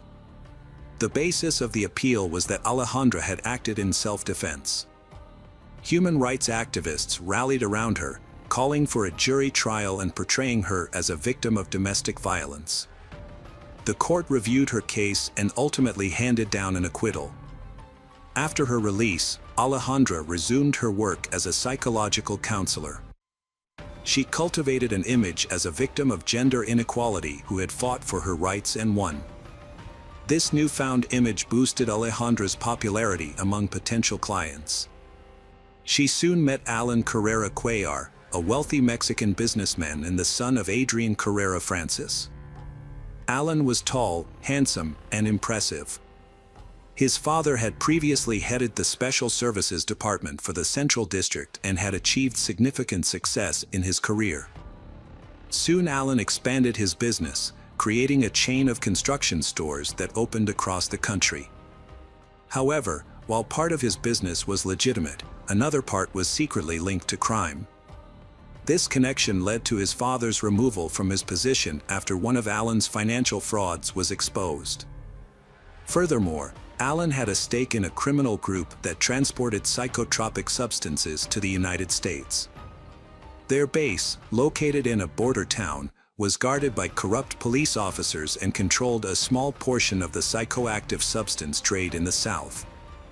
Alan's father was found to be involved in his son's activities, and after providing a statement to the police, he faced a 20-year prison sentence. Nevertheless, Adrian Carrera was released early on July 18, 2000, as part of the Witness Protection Program. Upon release, he dedicated himself to his son and legitimate business ventures. His son, Alan Carrera, quickly adopted his father's views and experiences. After graduating from college, Alan followed in his father's footsteps and became an entrepreneur, showing particular interest in a household appliance store that he successfully managed despite his young age. This business was smaller than his father's but generated a decent income.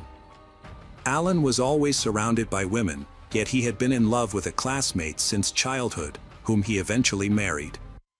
She was intelligent, attractive, and came from a good family. The marriage, though brief, was vibrant and resulted in a beautiful daughter. However, Alan's frequent absence from home due to work led to the breakdown of their marriage, ultimately ending in divorce. Alan struggled to move on from his high school sweetheart. He found no joy in new books and was immersed himself by loneliness and sadness, which led him to develop a drinking problem. To overcome his prolonged depression and alcohol addiction, Alan tried various methods, including books, AA meetings, and therapy.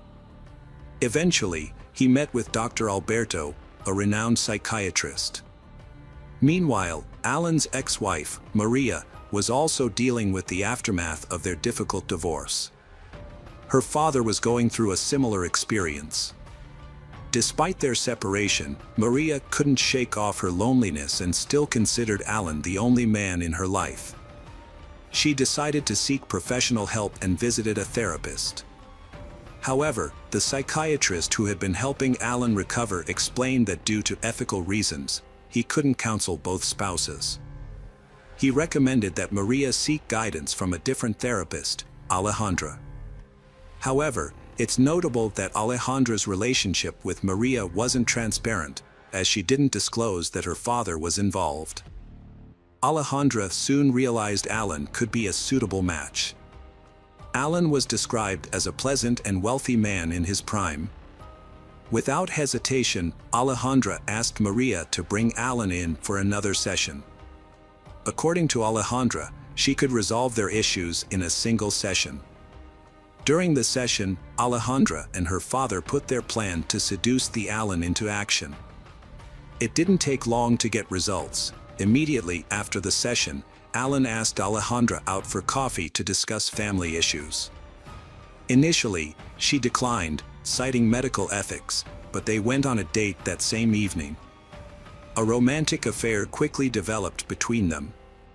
However, Maria soon discovered their relationship and was shocked. She considered reporting Alejandra to the Medical Ethics Committee but decided against it. As a skilled therapist, Alejandra convinced Maria to let the situation go, attributing Maria concerns to jealousy and an unwillingness to move on from her ex-husband. According to Alejandra, holding on to these feelings would prevent a happy future. Maria chose not to attend therapy sessions with Alan after they ended. Around the same time, Alan's relationship with Alejandra progressed quickly.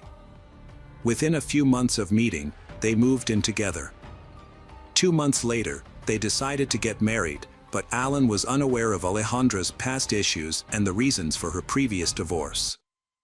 In April 2014, Alan visited his parents and took the opportunity to discuss his upcoming wedding. His parents were surprised to learn about the wedding and his partner, Alejandra, as they had never heard of her before. The marriage was registered a week after Alan met with his parents. Notably, Alejandra asked Alan not to invite her friends and family to the wedding, citing a modest budget as the reason. However, her father did attend the ceremony.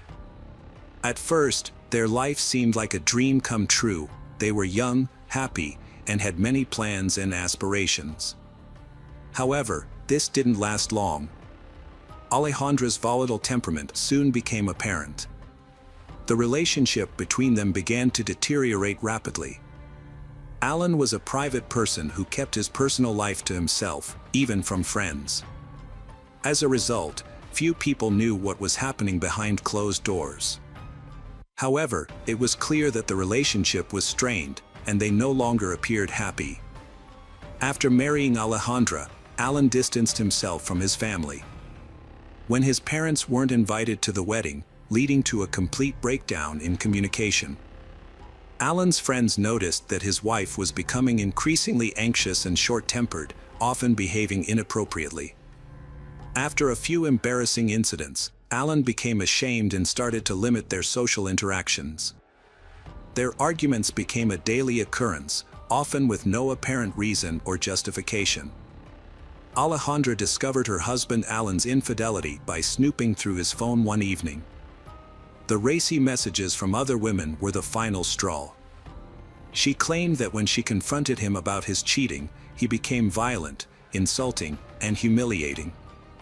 Feeling that the marriage was beyond repair, Alejandra decided to take drastic action.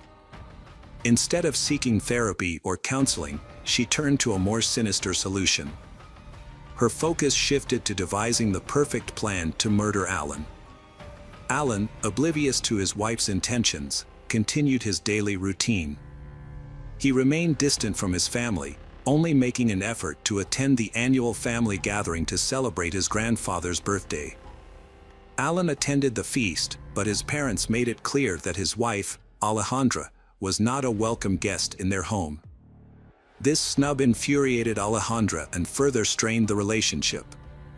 Little did they know, this would be the last time the family saw Alan alive. On October 31, 2014, Alan sent a text message to his family, saying he had arrived home safely after his birthday party. However, he hasn't been in touch since then, and his absence from work for several days was unusual, as he was always responsible and diligent about his job.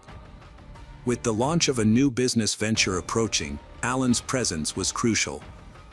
But Alejandra had a sinister plan, which she set in motion after Alan returned from his birthday celebration. The couple had another argument, and Alejandra decided to eliminate her husband. Alejandra spiked his milk with a powerful sleeping pill, which Alan typically drank before bed, and then smothered him with a pillow. Alejandra took pleasure in watching her husband struggle to regain consciousness, pathetically trying to remove the pillow and take a breath. The most challenging part, however, was disposing of the body, a task she hadn't had time to plan for. Alejandra was in a desperate situation, as her husband Alan was too heavy for her to move on her own. With time running out, she rushed to her neighbor's vegetable garden to borrow an electric saw. She used the saw to cut Alan's body into pieces. This behavior seemed like something only a true sadist could accomplish. After dismembering the body, Alejandra packed the parts into garbage bags, taking the precaution of cutting off fingers and pulling teeth to hinder identification if the body was discovered. She stuffed the bags into suitcases to make it easier to remove the remains from the house without arousing suspicion. However, her plan was foiled as dawn approached. Alejandra struggled to leave the house with the heavy suitcases unnoticed. An elderly neighbor, who was awake due to insomnia, watched from her window and grew concerned about Alejandra's early and suspicious departure. It seemed strange that her husband wasn't helping her with the heavy luggage, and Alejandra's constant glancing around only added to the neighbor's unease. At dawn, Alejandra returned home, surprising her vigilant neighbor even more than before. It was later discovered that she had dispersed bags containing her ex-husband's remains across different neighborhoods to conceal her actions. As a new day began, she resumed her daily routine. On November 6, 2014, Mexican police made a gruesome discovery: a human torso with no teeth and no fingers. The entire police force was alerted due to the extreme brutality of the incident. Within a day, additional body parts were found in various locations throughout the city. Notably, the distance between the locations where the body parts were found was substantial. This would later be linked to Alejandra's prolonged absence from home.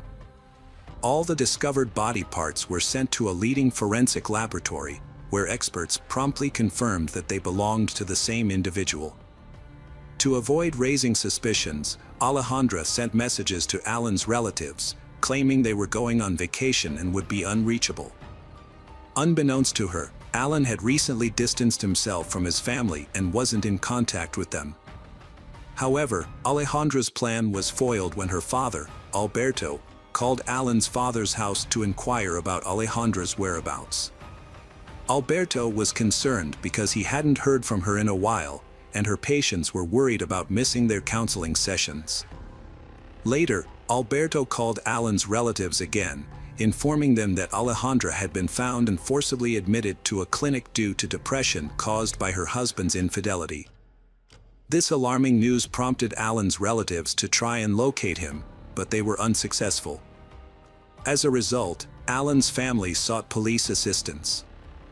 Forensic experts compared the remains of a recently discovered corpse with Alan's characteristics and confirmed a 100% match. Alan's relatives also identified the body, which was especially distressing for his grandfather. Shortly after the identification, his grandfather fell ill with heart disease and lost. The investigation led to a search warrant for Alan's home and office, where a patch of freshly dug earth was found in the backyard. Upon further digging, fingers and teeth were discovered. Alejandra was immediately apprehended, and traces of blood were found in one of the rooms, on the car trunk, and in the garage. Initially, Alejandra denied her guilt, hoping to escape punishment as she had with her previous husband's case. However, the investigation quickly resolved the case, aided by the testimony of an elderly witness whose account matched Alan's estimated time of death. Alejandra had used her position to obtain a powerful sleeping pill, a medication only accessible to doctors. This new evidence further implicated her in the case, establishing a link between Alejandra and the brutal murder of her husband. CCTV cameras played a crucial role in tracing Alan's movements, confirming that he entered the house but never left. The footage also showed that suitcases were removed from the house. On December 10, 2014, the jury delivered its verdict, sentencing Alejandra to life imprisonment for murder with brutality, attempted concealment of the crime, and abuse of her official position. Despite her father's efforts to use his connections and bribes to spare Alejandra from imprisonment, he was ultimately unsuccessful. However, he did manage to have the trial closed to the public and press, thereby minimizing further publicity. However, his actions were ultimately driven by self-interest and a desire to advance his career. As a result, his reputation as a specialist has been severely damaged, and it is unlikely that anyone will seek his expertise again. This is largely due to his failure to recognize the problems with his own daughter and the fact that he raised her to be a ruthless and calculating individual. The trial also brought to light the case of Alejandra's first husband, whose death had occurred under suspicious circumstances.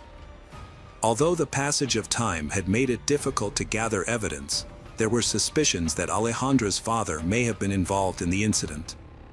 Some even speculated that he had colluded with his daughter and that their actions had been motivated by a twisted scientific interest. Despite these suspicions, no concrete evidence was found to support this theory. Following numerous appeals from the victims' families, the sentence was ultimately increased to death. This was a highly unusual outcome, as such sentenced are extremely rare in Mexico, particularly in modern times. Alejandra has been denied the opportunity to appeal the case, and her property, including their house, will be transferred to Alan's family.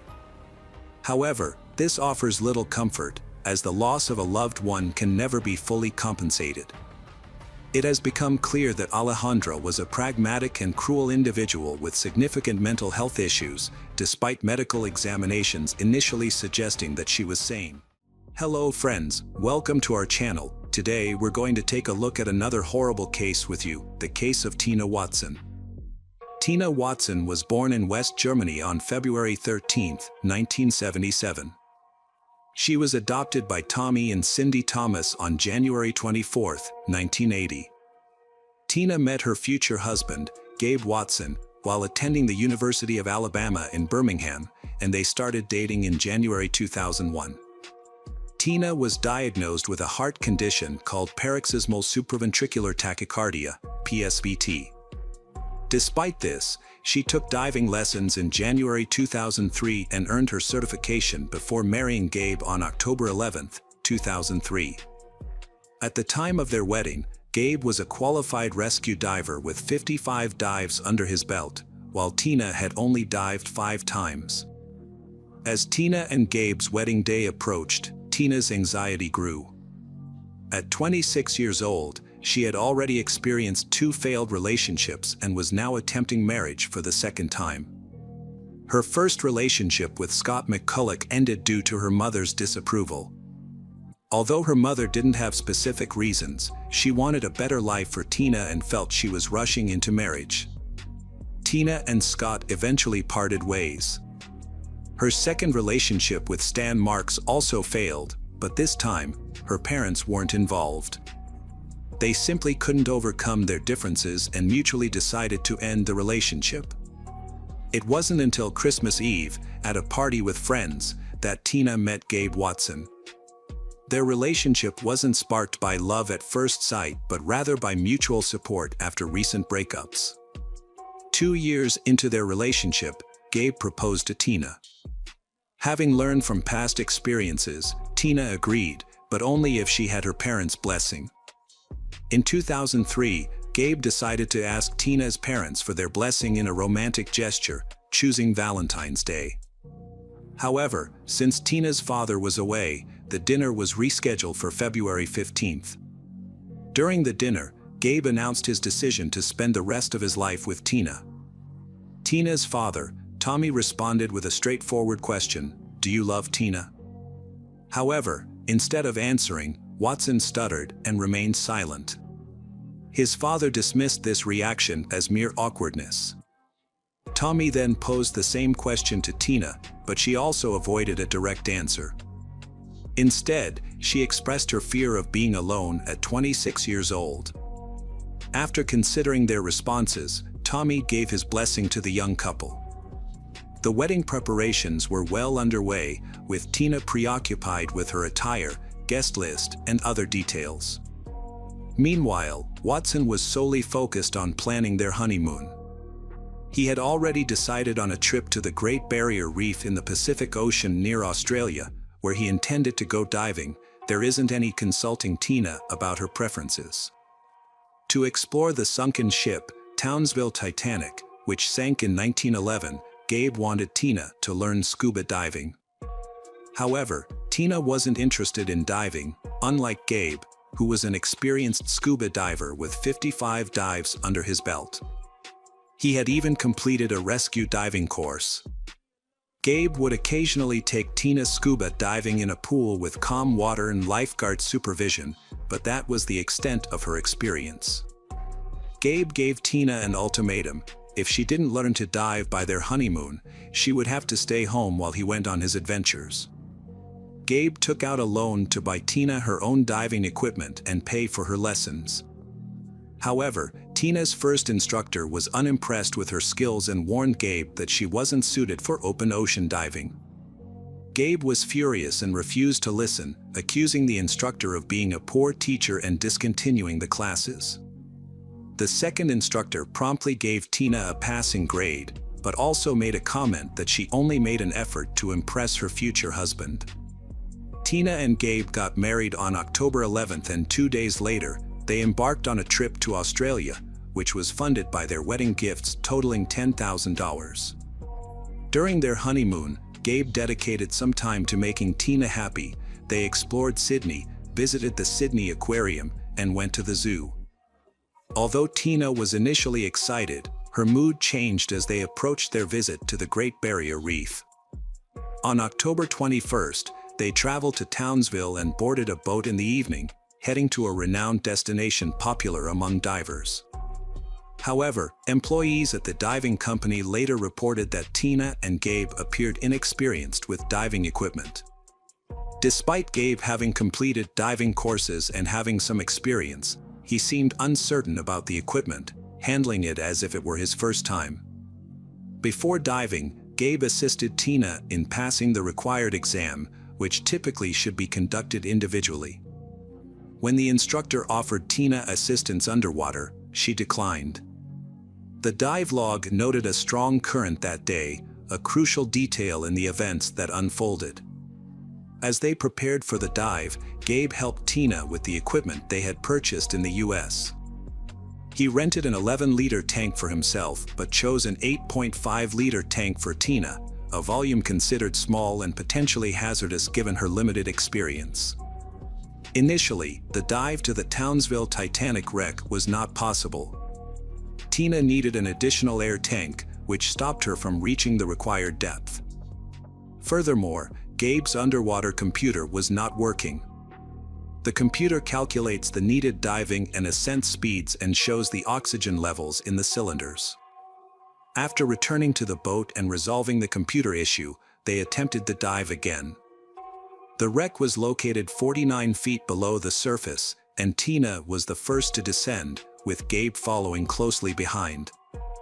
According to Gabe's account, everything seemed normal at first. However, at some point, Tina stopped, began waving at him, and then signaled that she wanted to ascend. Gabe immediately recognized that she was panicking, which was not an uncommon occurrence for her. As they were already halfway to the surface, Gabe decided to calm Tina down and maintain their current depth for a while, rather than continuing the dive, allowing her to psychologically adjust to the pressure. Gabe said that Tina had been breathing deeply, which had not been safe, and Gabe had seen that Tina was starting to sink. Gabe had attempted to grab her belt to keep her afloat, but Tina had swung her arm forcefully, knocking his mask off. As Gabe had quickly put his mask back on, Tina had drifted further away. Gabe had tried swimming towards her but had been unable to reach her. Gabe had then made the decision to return to the surface to seek help from the lifeguards. During his ascent, Gabe had met two other swimmers, but despite his attempts to signal for help, the swimmer had ignored him. It's worth noting that there were two Asian men in the vicinity, but neither corroborated Gabe's account of seeking help. Subsequent police analysis of underwater computer readings revealed that Gabe had indeed attempted to swim after his wife for a short while before giving up. However, his ascent to the surface was controlled, as he stopped at each designated depth level as instructed. Other divers at the scene claimed that Gabe had sufficient opportunity to rescue his wife, but failed to act. The incident occurred early in the dive, and Gabe had enough oxygen to swim to the bottom and back to the surface.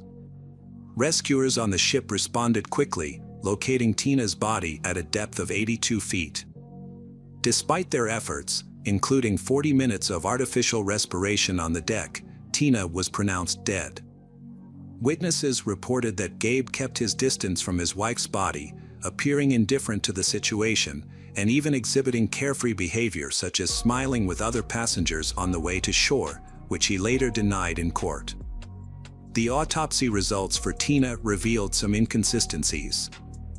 Although there were no obvious signs of a violent death, there were bruises on her neck and blood in her nostrils. However, these findings are not unusual given the 82-foot depth at which her body was discovered. Toxicology tests showed no alcohol in her system, but high levels of ibuprofen and paracetamol, which are commonly used to treat seasickness. A small amount of fluid was found in her lungs. The official cause of death was listed as drowning, but it is possible that she was already oxygen deprived before succumbing to drowning. Tina's diving gear was inspected by the Australian Water Police, but no issues were found. Initially, the police could have dismissed the incident as an accident caused by an inexperienced diver neglecting safety protocols, a sadly common occurrence. However, there were some suspicious aspects to the case, such as the inconclusive autopsy results. Additionally, Watson's unusual behavior, as reported by the diving team, didn't align with the expected actions of a grieving husband. These inconsistencies made it difficult to close the case, leading to a prolonged investigation. Gabe began to suspect that the detectives were investigating him. Furthermore, Tina's parents refused to accept the incident as a tragic accident and sought to hold their son-in-law accountable either for their daughter's death or for failing to assist her. The police observed that the suspect, Gabe, was in a state of shock. He displayed erratic behavior, crying and laughing uncontrollably, and twitching nervously. Gabe requested to call his father and complained of ear pain. He also begged his father to inform his wife's parents about the tragic event. Later that night, Gabe was released from police custody. He proceeded to the yacht owned by the company that had organized the diving trip to the reef. Gabe asked the company for a place to stay for the night, citing that the trip was initially supposed to last 2 days but was cut short due to his wife's death. He also requested a partial refund for the dive, as he never got to see the sunken ship. On October 24th, Gabe's mother arrived in Townsville to support her son and help him find a lawyer. At Gabe's request, they visited the morgue, where he wanted to see his wife one last time. Although Gabe was still considered a suspect, his actions were those of a grieving husband. He cried, held his wife's hand, and begged for her forgiveness, unaware that a police officer was standing outside, recording his actions on a tape recorder. Detective Lawrence questioned Gabe in court about his earlier statement next to Tina at the morgue, "I didn't mean to hurt you." Lawrence sought clarification on what Gabe meant by it. Gabe had been traveling home with his wife's body and had a layover in Oakland. During this time, he sought medical attention for a sore ear and was held for evaluation at the airport.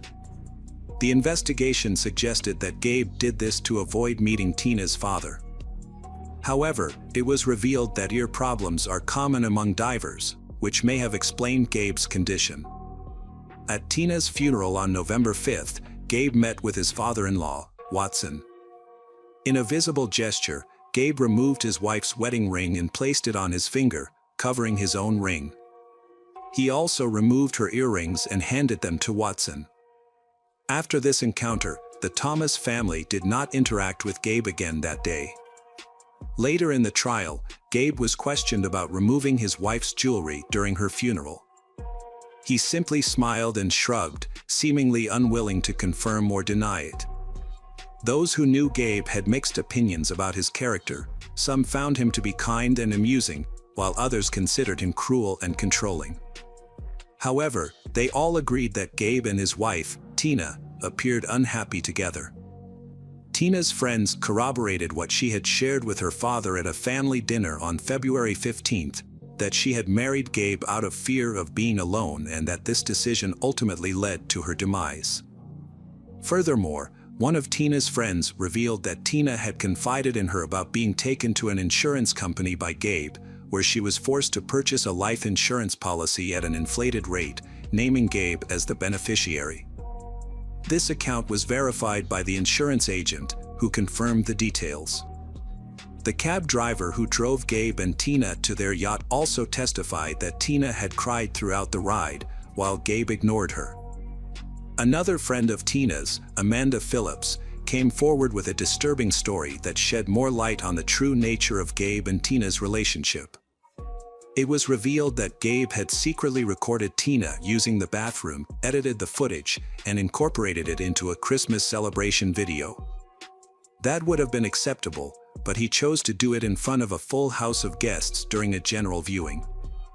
As everyone tried to explain to him that his actions were in poor taste, he laughed loudly while they gestured in frustration, tapping their fingers against their temples.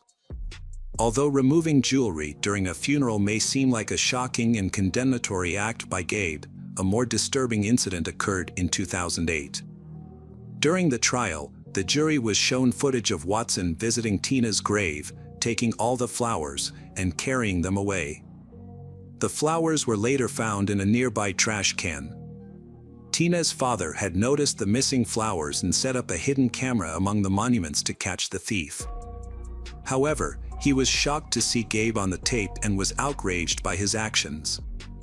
In court, Gabe claimed that he and his wife had discussed their own death on an extreme honeymoon and that she had requested no flowers on her grave.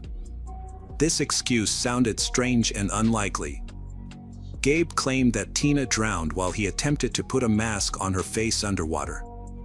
However, it was later revealed that this was impossible without an additional air source, which in this case was Tina's oxygen supply. In November 2008, Australian authorities arrested Gabe. His trial began on June 5, 2009, where he pleaded guilty to failing to save his wife. As a result, he was charged with negligent homicide and sentenced to 18 months in prison. Upon completing his sentence, Gabe returned to the U.S. However, a year later, he was charged with first-degree murder by a U.S. court. The prosecution alleged that his motive was to collect insurance payouts following his wife's death. Gabe's lawyer defended him by shifting the blame onto the diving company, claiming that its employees had failed to ensure tourist safety and were now afraid of losing their business due to potential license revocation. Regarding the insurance payout, Gabe received $33,000. However, he spent significantly more on lawyers and additional expert analysis. Despite this, the prosecution maintained that Gabe's expenditure was an attempt to avoid suspicion, as he could not assume he would be believed. The prosecutor also disputed the fact that Gabe, who had a degree in drowning rescue, was unable to save his wife. Gabe addressed the jury, reflecting on the past 7 years since the tragedy. He expressed that he has thought about that terrible day every day, and the public has blamed him, calling him a murderer. Gabe noted that nobody has shown him understanding or empathy, except for his late wife's parents, who he understands will never forgive him. Gabe acknowledged that he can be accused of not doing enough to save his wife, Tina, but he believes he has already been punished for that. He stated that he was afraid to die and wanted to live, which is why he didn't drown with his wife 7 years ago. Gabe emphasized that he still wants to live now. The court found no evidence of Gabe's guilt, and the jury declared him not guilty. Hello friends, welcome to our channel. Today we're going to take a look at another horrible case with you, the case of Rachel O'Reilly. Rachel O'Reilly was born in 1974 in the northern outskirts of County Dublin, Ireland. She was adopted by Rose and Jim Calley at a young age, as her biological parents were not known to her. The Calley, unable to have children of their own, devoted their love to their 5 adopted children, including Rachel. Growing up, Rachel was a diligent and ambitious individual. She excelled in school, participated in sports, assisted her parents with household chores, and avoided causing any trouble. As a result, she developed into a sociable, open, and exceptionally kind person who easily connected with others and steered clear of conflicts. During her teenage years, Rachel developed a passion for softball, regularly competing in tournaments and setting multiple local records. She also formed a strong bond with her adoptive mother, confiding in her and maintaining a close relationship even after she got married and started a family of her own. After graduating from high school, Rachel attended a local university to study marketing. At the same time, she worked in sales at a department store in the city, where she met Joe O'Reilly. Joe O'Reilly was born in 1972 in County Dublin to a humble family. He was the second child and had an older sister. His parents instilled in their children the value of hard work and independence. As a young man, Joe was tall, athletic, and enjoyed softball. After completing high school, he studied advertising through correspondence and worked as a manager in a department store. It was at this department store that he met Rachel, who started working there a few months after Joe. At the time of their meeting, Joe was 19 and Rachel was 17. Joe was immediately drawn to Rachel, taking the initiative to introduce himself to Rachel. Her petite stature and bright smile captivated him.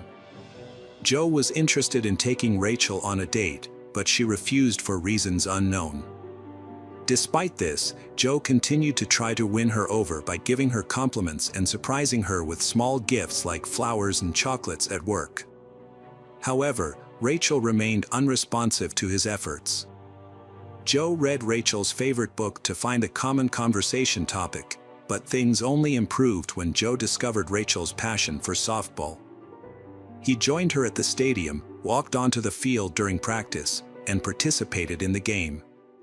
With his experience and skills in softball, Joe led the team to victory, finally impressing Rachel and having a date. Their relationship progressed quickly. He surprised Rachel with a trip to Paris, where he proposed on the Eiffel Tower. Rachel couldn't resist and agreed to marry him, thinking she had found a fairy tale prince. Years later, they married and had 2 sons. They moved to the Scottish province of Null, purchasing a cozy home perfect for raising their children. After the birth of their eldest son, Rachel left her job to care for her husband and child. 2 years later, they had a second son. At work, Joe demonstrated his capabilities as a reliable, skilled, and diligent specialist. He was always punctual, arriving first and leaving last when necessary. Joe also prioritized fitness, often visiting the gym before work, and even had exercise equipment at home. As their children grew older and started attending kindergarten, Joe's wife Rachel sought to supplement their income. She became a distributor for a well-known cosmetics company and sold household items. This new role allowed her to interact more with their neighbors, who appreciated her kindness and openness. However, as time passed, Joe's presence at home became increasingly scarce. He would only return to sleep, shower, and change clothes, attributing his absence to his demanding job and anticipated promotion. Despite his wife's support, they began to drift apart, and their family relationship declined significantly. In the summer of 2004, a disturbing incident occurred. An anonymous individual sent a letter to Child Protective Services, falsely accusing Rachel of being a bad mother and mistreating her 4- and 2-year-old sons. As a result, a special commission visited the family's home to investigate the allegations. Despite finding no evidence of wrongdoing and receiving positive testimonials from relatives and neighbors about Rachel's parenting, the letter tarnished her reputation. On Monday, October 4, 2004, Rachel's day began normally. Her husband, Joe, left for work at dawn while she and their sons were still asleep. Throughout the day, Joe attempted to contact Rachel several times via text and phone calls, but she didn't respond. He then called their home phone, leaving a worried message on the answering machine, asking Rachel to call him back as soon as possible. In the afternoon, Joe received the concerning call from the kindergarten teacher, informing him that Rachel had failed to pick up the children, which was unprecedented. Joe called his mother-in-law to ask if she knew where Rachel was. When she said she didn't know, Joe asked her to go to their home to check on things. At the same time, Joe went to pick up the kids from kindergarten. When Rose arrived at her daughter's house, she saw Rachel's car in the yard, so she knew Rachel was home. However, the house was dark and quiet, and Rachel didn't answer when Rose called out to her. The first thing Rose noticed was the chaotic state of the house, with cabinets and drawers wide open and their contents scattered all over the floor, resembling a robbery scene. However, Rachel was nowhere to be found. As Rose's mother entered the bedroom, she was met with a horrifying sight. Rachel lay on the floor in a massive pool of her own blood, which was splattered everywhere, on the walls, furniture, and even the ceiling. Rachel's hair was bloody and matted, with her skull visible in some areas. Rose rushed to her daughter, hoping against hope that she might still be alive. But upon touching Rachel's arm, she realized it was cold and stiff, indicating that Rachel had been dead for several hours and that there was no possibility of saving her. Overwhelmed by grief, Rose started screaming and calling out for help before dashing to the phone to dial the police.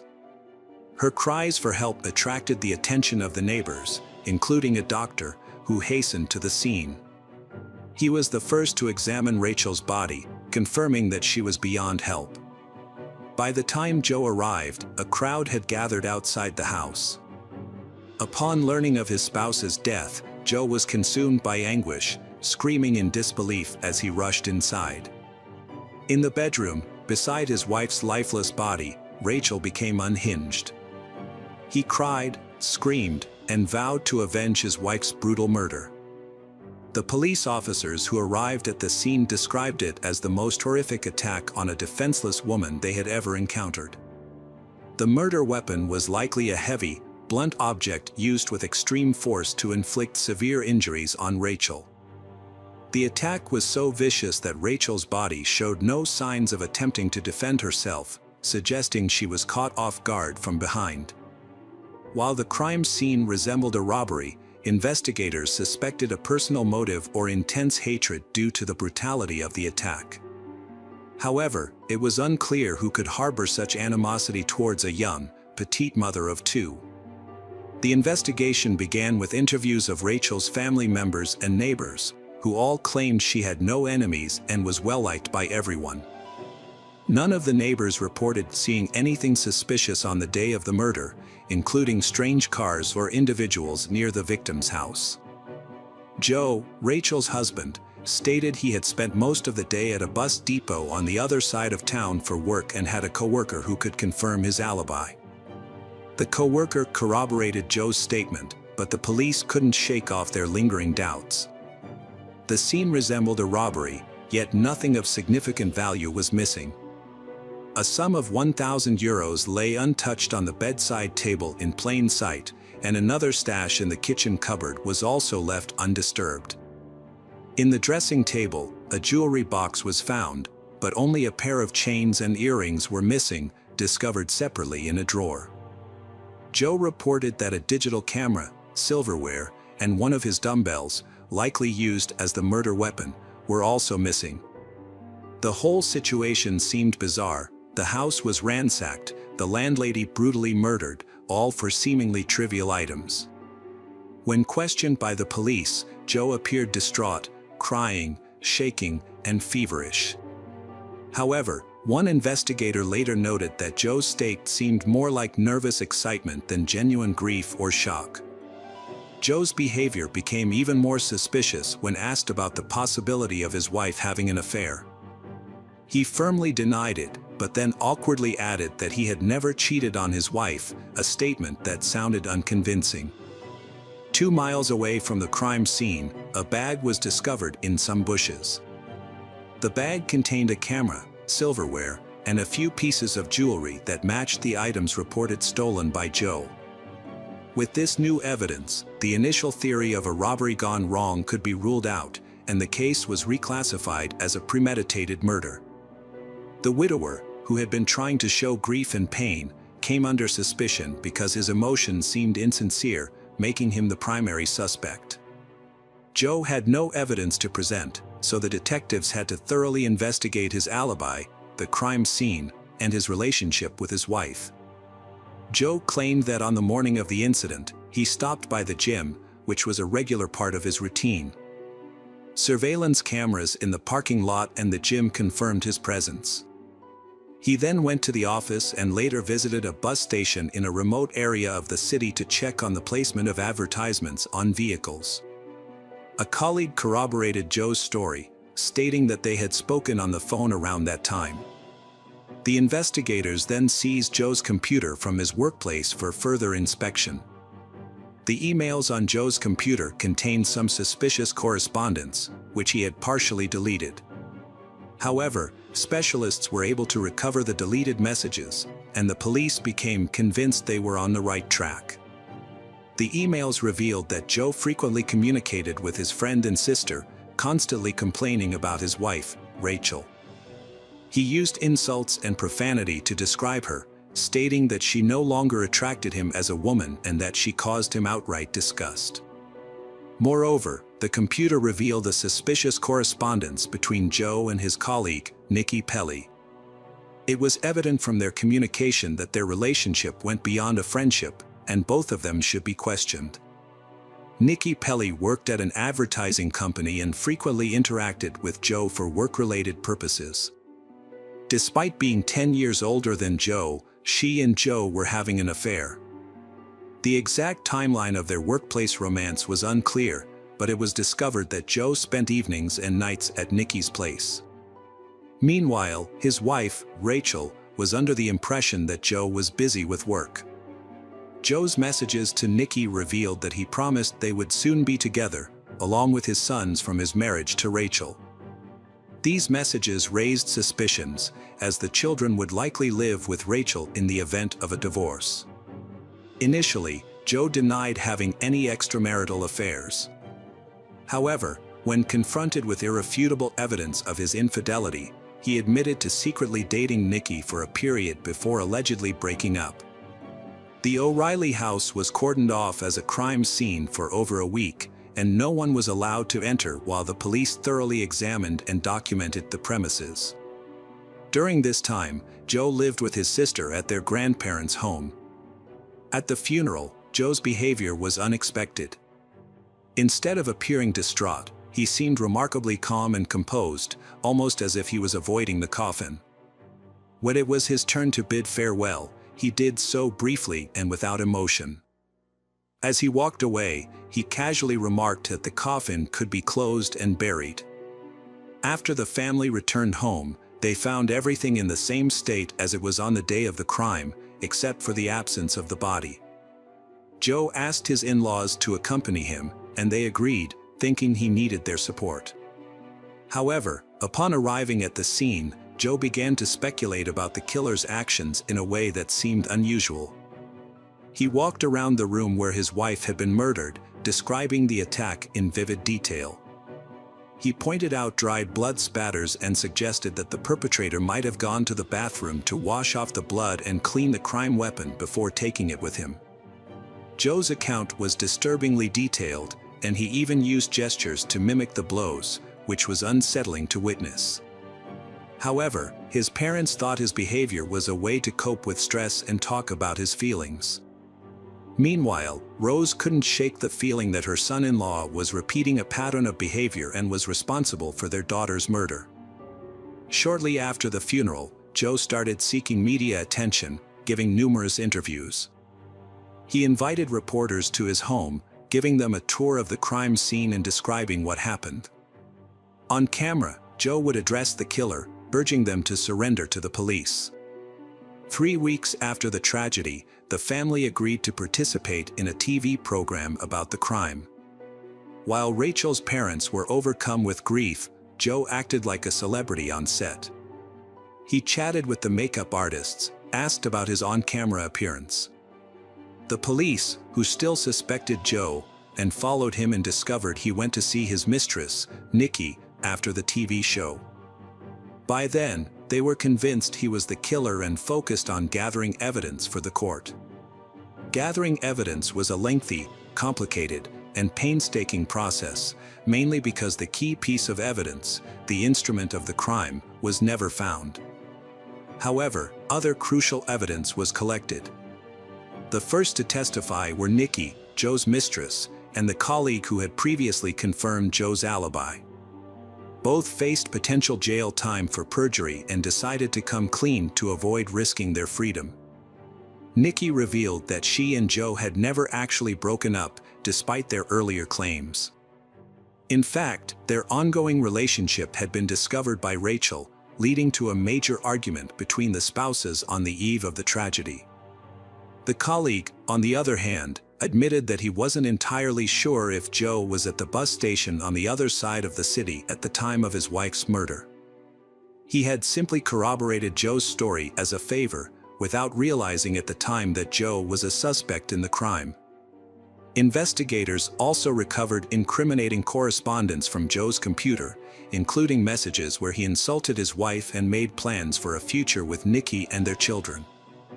Furthermore, after reviewing numerous interviews with Joe and footage from a TV program, police concluded that he had described the crime in disturbing detail, suggesting that only the perpetrator could have known such specifics. Joe's careless comments helped investigators piece together the events of the crime. He began the day by intentionally making an appearance at the gym, ensuring he was captured on camera. Later, he informed his colleagues that he would be working in a different part of the city, and his phone might be out of range.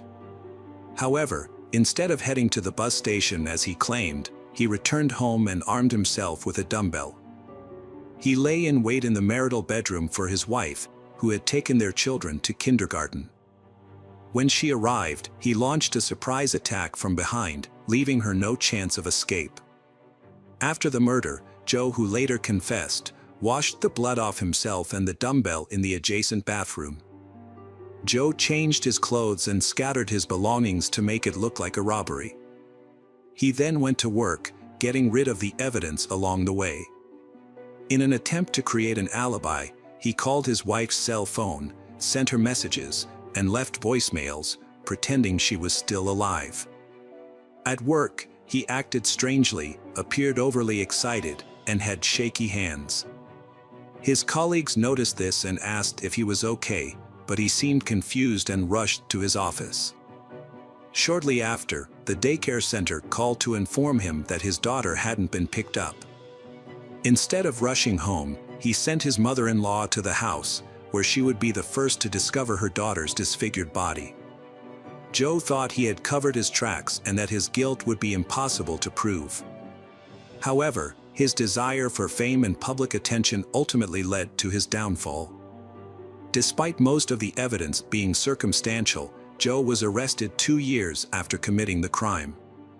The key to proving his guilt lay in reconstructing his movements on the day of the crime, using data from a cell phone that he always carried with him.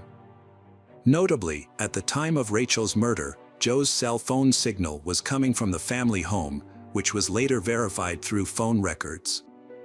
Additionally, it was revealed during the trial that an anonymous letter to Child Protective Services, accusing Rachel of being an abusive mother, was written by Joe's mother at his request. Joe had been trying to discredit his wife, as he knew he would not be granted sole custody of their children in the event of a divorce. However, when social services investigated the claims made in the anonymous letter, they found no evidence to support them. Undeterred, Joe decided to take matters into his own hands. During the trial, he showed no remorse, chatting animatedly with his defense attorneys and even attempting to joke, convinced that he would be acquitted. But in the summer of 2007, the court found Joe guilty and sentenced him to life imprisonment. The lawyers attempted to dispute the decision but were unsuccessful, with all their complaints and appeals being denied. Joe and Nikki's relationship continued even after he was imprisoned. She regularly visited him for many years, but they stopped communicating in 2022 for unknown reasons. Throughout his imprisonment, Joe O'Reilly maintained his innocence. He became a well-behaved inmate, avoiding any issues in the hopes of becoming eligible for parole in the future. Hello friends, welcome to our channel. Today we're going to take a look at another horrible case with you, the case of Kaler family. James Craig Kaler was born in 1963 in Weatherford, Texas. Karen Kaler White, his future wife, was born in the same city 2 years later, in 1965. They met while attending a Texas university in the early 1980s. At the time, Craig was a graduating engineering student, and Karen was a freshman studying humanities. They quickly discovered common interests and started a romantic relationship.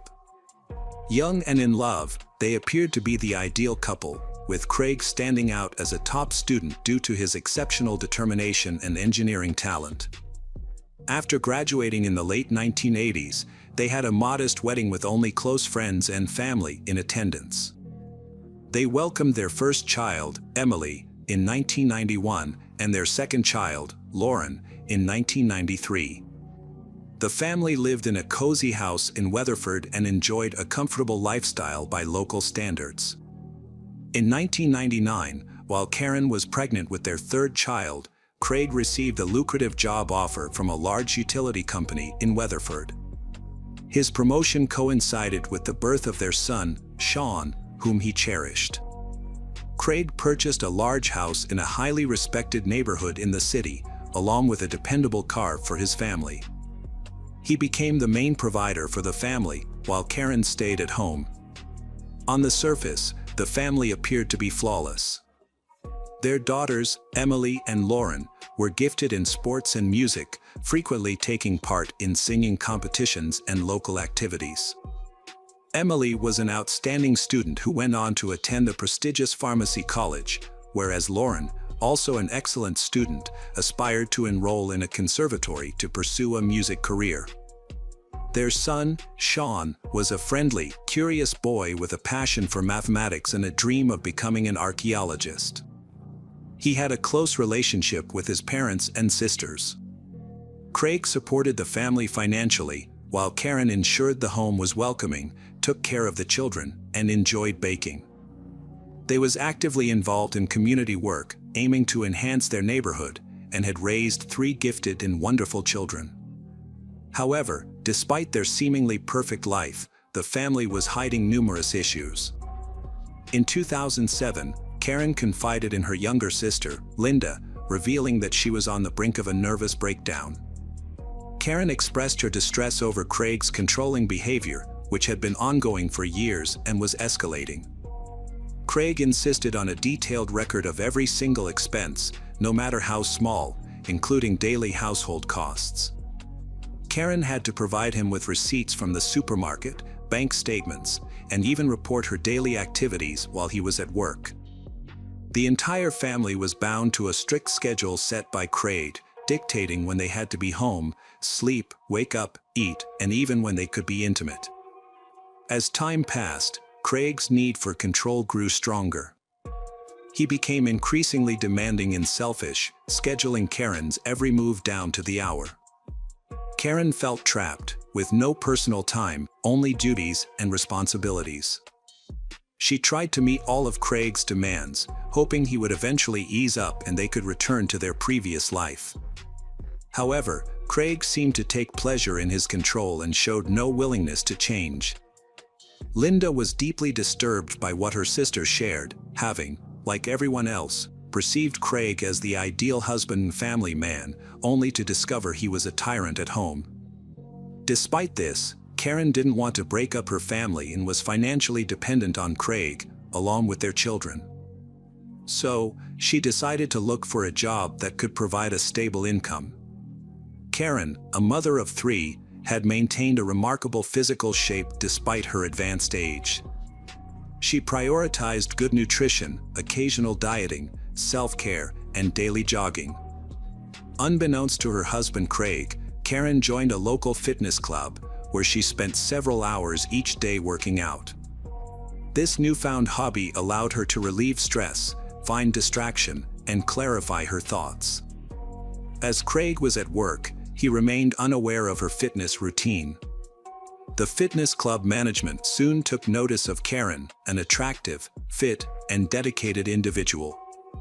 They offered her a trial opportunity to become a fitness instructor with the potential for a formal employment contract. Karen, a former stay-at-home wife, was thrilled by this unexpected chance to turn her passion into a paid career. When Craig eventually discovered Karen's secret, she anticipated a negative reaction, guessing him to prohibit her from continuing. However, he responded calmly and seemed pleased that his wife had found a fulfilling activity that also earned her an income. Karen's husband had 3 conditions for their new arrangement. She had to be home when he arrived, cook meals, and maintain their intimate life. Karen agreed, as this gave her the freedom to manage her daily life and finances without needing to justify every expense to her husband. At the fitness club where she worked, Karen met Sunny Reese, a new instructor. They quickly became friends, and for Karen, who had been a stay-at-home mom for years, Sunny became a trusted confidant. As their friendship grew, Karen and Sunny spent more time together, going for walks, drinking coffee, and having in-depth conversations. Their friendship eventually evolved into something more, but they kept their relationship a secret. Karen knew she had to confess to her husband but struggled to find the right words and worried about the consequences. After months of preparation, she finally opened up to Craig. Although Craig was initially perplexed by his wife's confession, he remained calm and composed. The next day, he revealed that he was open to his wife's relationship with Sunny, but only if he could be a part of it. This proposal left Karen stunned and unsure of how to respond. Craig, however, took the lead and started wooing Sunny, showering her with flowers and small gifts. To him, this seemed like a chance to spice up his intimate life and bring passion back into his marriage to Karen. Initially, the two women agreed to Craig's proposal, but it didn't take long for them to realize that he was trying to assert his dominance. Their unusual love triangle was short-lived, and Craig was eventually told that he was no longer welcome in their relationship.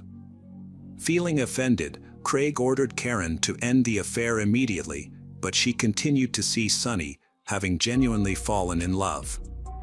After nearly 2 decades of marriage, it appeared that Karen was willing to leave her husband for a new relationship.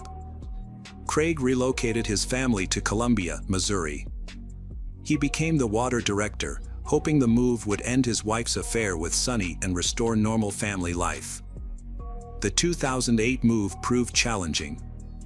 The children adapted to new schools and made friends, while Craig thought he'd severed ties between Karen and Sunny.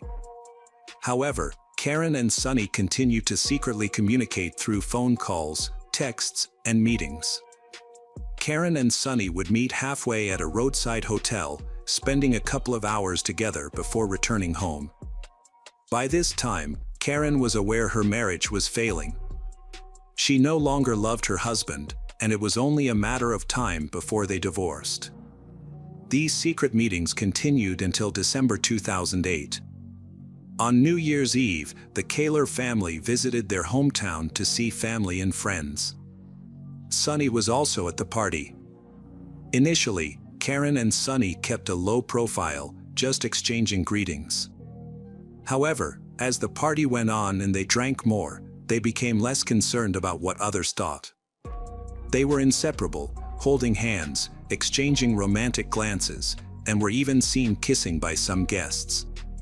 Craig was furious, feeling insulted and humiliated by Karen's public display of her affair in front of dozens of friends, former roommates, and co-workers.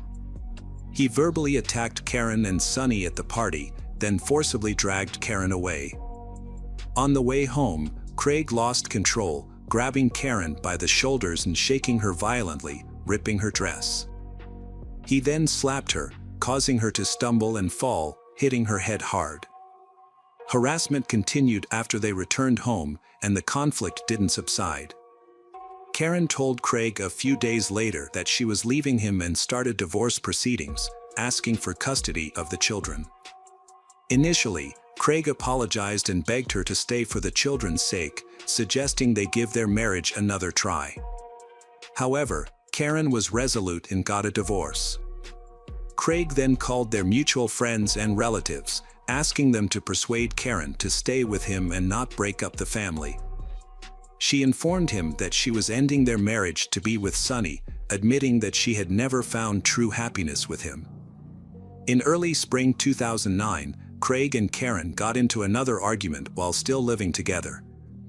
This time, Craig became physically violent, prompting Karen to report him to the police, resulting in his arrest. However, Craig downplayed the incident at the police station, claiming he only restrained Karen to calm her down, which caused her bruises. Following this incident, Karen took the children and moved out without waiting for their divorce to be finalized. Craig was devastated and angry, especially when he found out his daughters, Emily and Lauren, sided with their mother, saying they had finally seen her happy after a long time. Craig felt betrayed and refused to communicate with his daughters, only spending time with his son Sean on weekends. Meanwhile, Craig held on to the hope that Karen would change her mind and return to him. His jealousy led him to try to control her, following her everywhere, watching her house, and even attempting to install a hidden camera. His obsessive behavior negatively impacted his job performance, resulting in him eventually missing work without a valid reason, which ultimately led to him being fired. After losing his job and income, Craig was forced to move in with his parents. With plenty of free time, he began stalking his ex-wife, Karen. In November 2009, just before Thanksgiving, Karen took her children to visit her 89-year-old grandmother, Dorothy White, in the small town of Burlingame, Kansas. On the evening of November 29th, the Burlingame Police Department received a call about a suspicious van and gunshots. Dorothy's neighbors reported seeing a small truck pull up to her house, and a man got out and entered the house. They heard screams and gunshots, but didn't intervene, fearing the man was armed. The man quickly left the house and drove away. When police arrived, they found a terrified 10-year-old boy, Sean Kaler, calling for help. He couldn't explain what happened, but police soon discovered a horrific scene. Inside the house, near the front door, they found Dorothy lying in a pool of blood, surprisingly alive despite 2 gunshot wounds. In the kitchen, police discovered 44-year-old Karen's body. She had been shot in the chest and then fatally shot in the head at close range by her ex-husband, leaving her no chance of survival. Nearby, between a wall and a couch, lay the body of Karen's 18-year-old daughter, Emily. Emily had attempted to hide from her enraged father but was found and killed with 2 point-blank shots. Upstairs, in a second-floor bedroom, Emily's younger sister Lauren was found in a pool of blood, still alive. Lauren faintly begged for her life, repeatedly stating that her father was responsible for the attack. Lauren and her great-grandmother were immediately rushed to the intensive care unit of a nearby hospital. Unfortunately, despite medical efforts, neither survived. Lauren died on December 1st due to massive blood loss and internal organ damage, while her great-grandmother passed away a few hours later. The only person who survived, Sean, was in shock. Psychologists helped him deal with the trauma he experienced, and since he was the only one who saw what happened at his great-grandmother's house, he needed to be questioned carefully. That evening, Sean's mother was preparing dinner in the kitchen when he approached her to ask for his favorite pies. Suddenly, the back door swung open and his father, Craig, entered with a shotgun. Without a word, Craig pointed the gun at his ex-wife and shot her, then fired again at closer range. Sean was initially frozen in horror, but when his father turned to him and stared silently, he realized he had to escape. He jumped out the open back door and ran towards the main entrance, hoping to alert his grandmother, sisters, and get help. However, upon reaching the threshold, Sean heard more gunshots and, fearing for his safety, hid in a nearby outbuilding. He heard additional shots and waited in terror. Craig was immediately added to the wanted list, with a warning that he was armed and extremely dangerous. The police received reports of a speeding truck, which helped them quickly determine the direction Craig was heading. At one point, Craig abandoned his vehicle in a wooded area and began walking down a deserted road. Law enforcement caught up with Craig the next morning and arrested him without resistance. In the vehicle, they found a rifle, ammunition, and medication for depression and anxiety next to the driver's seat. Craig appeared confused and frightened, admitting to being armed but stating he had no intention of using the weapons. At the police station, Craig initially confessed to his crimes and openly shared his story with the investigating officer. He explained how his wife's infidelity with Sonny and their public humiliation of him had led to his downward spiral. He shared how his efforts to save his marriage resulted in job loss and further erosion of his self-respect. Overcome with emotion, Craig expressed regret and a sense of betrayal by those closest to him, including his daughters. Craig's trial started in December 2010. His lawyer, Thomas Heaney, advised him to recant his initial confession and blame his actions on mental illness and insanity. This was Craig's only way to avoid the death penalty for the murder of 4 people. Heaney argued that Craig's mental state was severely impacted after his wife left him for someone else, his children sided with their mother, he lost his job, and had to move back into his parents' home. According to Heaney, these factors led to Craig's breakdown, causing him to commit the crime while insane and unaware of his actions. However, prior to 1995, a law in Kansas allowed for leniency if a defendant pleaded insanity, but this law was repealed. The prosecution found no evidence of insanity in Craig's actions, only deliberate planning.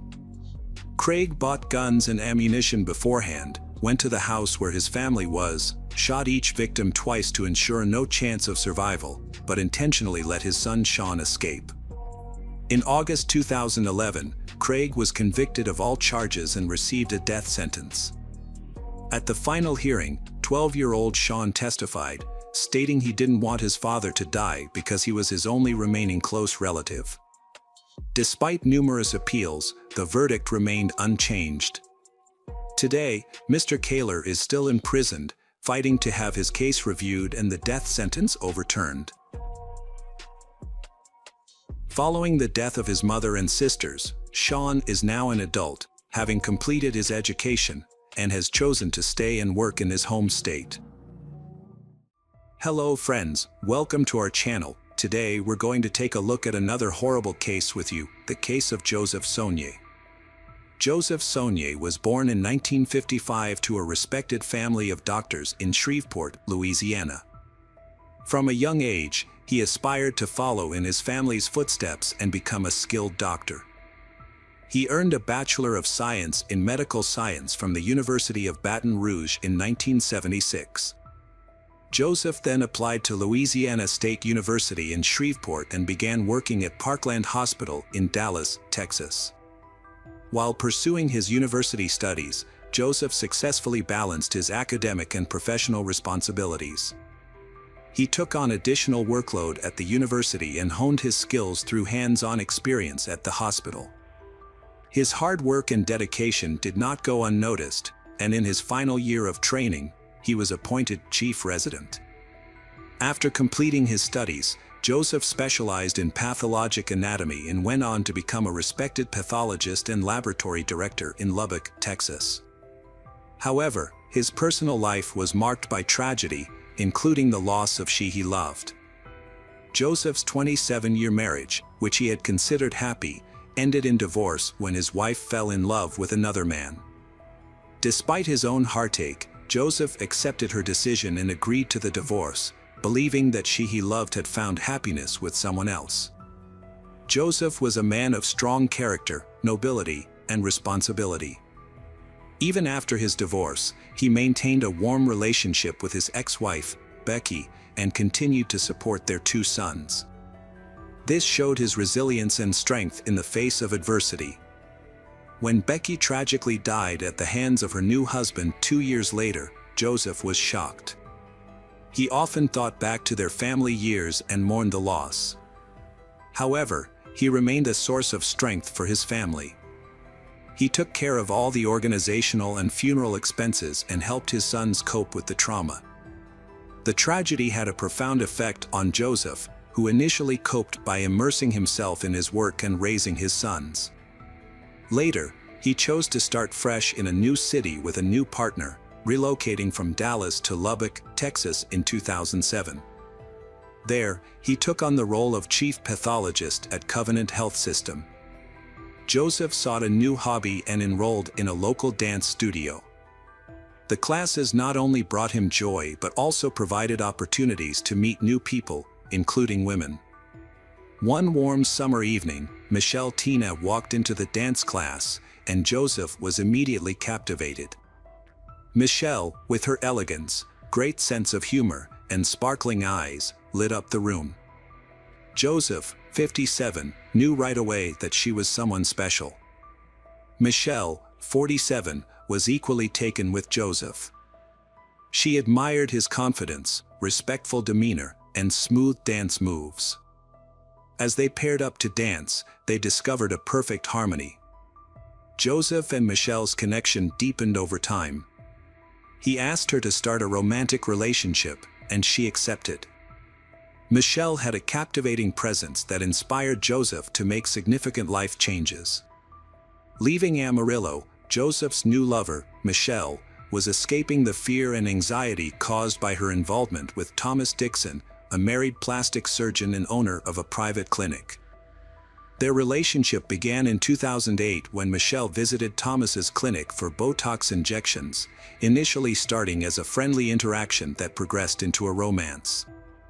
As a successful and independent woman, Michelle had built a career as an NFL executive and raised 4 grown children. She was free from obligations and didn't need anything from anyone. In contrast, Thomas was trapped in a 20-year marriage and began leading a double life to be with Michelle. When Thomas's wife discovered the affair, she filed for divorce, ending their 2-decade-long marriage. Thomas was so consumed by his infatuation with Michelle that he barely noticed the significant change in his life.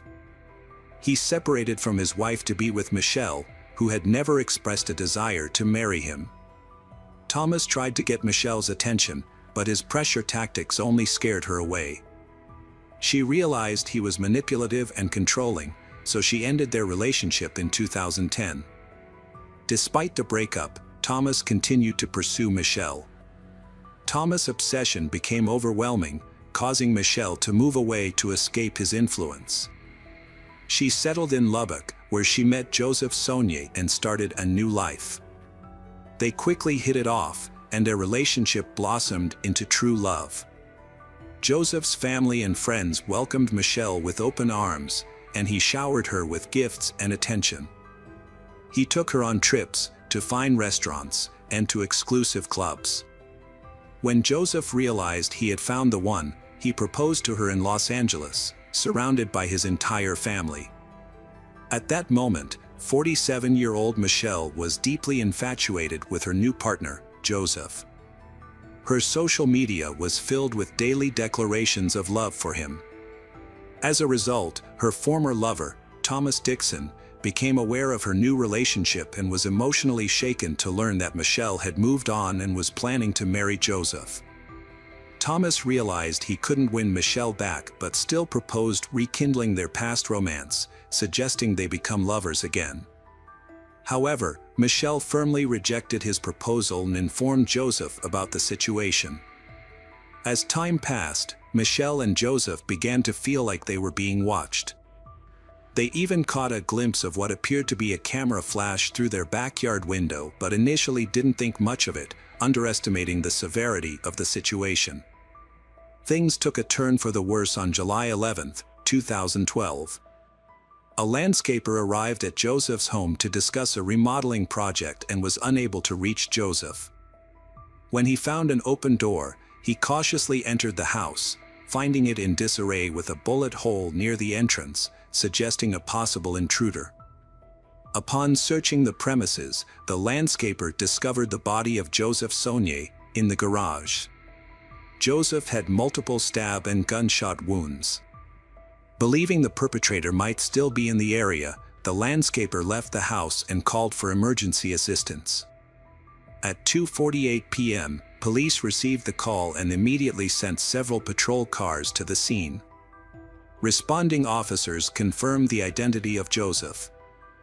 A bottle with a hole shot through the bottom was discovered at the scene, suggesting that it had been used as a makeshift silencer for a gun.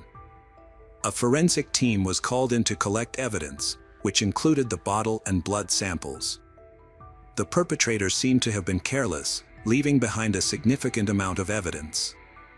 The DNA from the bottle and blood samples were sent to a lab for analysis. Neighbors who were interviewed by detectives reported that they didn't see or hear anything suspicious. Unfortunately, there were no nearby CCTV cameras to capture the incident. According to the investigation, the perpetrator entered the house through a large window overlooking the backyard, which made the attack unexpected.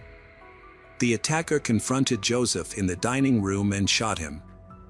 The wine bottle was likely used as a makeshift silencer at this point. Despite being shot, Joseph was still alive and made his way to the garage, where the attacker caught up with him and stabbed him multiple times. The autopsy revealed that Joseph had suffered 5 gunshot wounds and 11 stab wounds. The evidence suggested that the murder was not a random act, but the killer's identity and motive remained unknown. The investigation focused on Joseph's close friends and family. Michelle reported that she and Joseph had experienced strange occurrences in the months leading up to the murder. She believed that Joseph was being stalked and had seen a suspicious person lurking around his house. Joseph had also received persistent and unsettling phone calls and texts in the days before his death. Officers verified the information, but they suspected that the calls and messages were from other women Joseph was involved with. Since witnesses reported that Joseph was in contact with multiple women at the same time, investigators asked Michelle if she knew about these other women. Michelle claimed she was unaware of them. Joseph's sons defended their father, stating that he would never cheat, as it was not in his character. However, investigators continue to explore the possibility of a crime motivated by jealousy.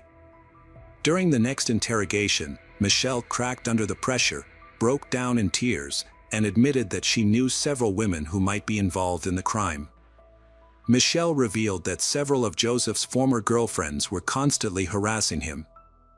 Although he ignored them, they continued to express their disapproval of his upcoming wedding to Michelle. One of these women was a persistent caller and writer from Florida. Another was a nurse and colleague of Joseph, who regularly contacted Joseph.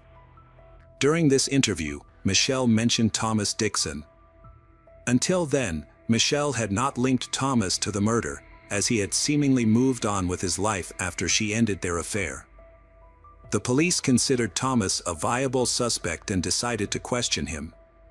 Thomas willingly talked to the detectives. He admitted to being deeply in love with a woman named Michelle and revealed that he had divorced his wife for her. However, Michelle had refused to be with him, and Thomas eventually gave up and started a relationship with a younger woman. Thomas's new girlfriend, a medical student, provided a solid alibi for him, confirming he was at work and with her at the time of the crime.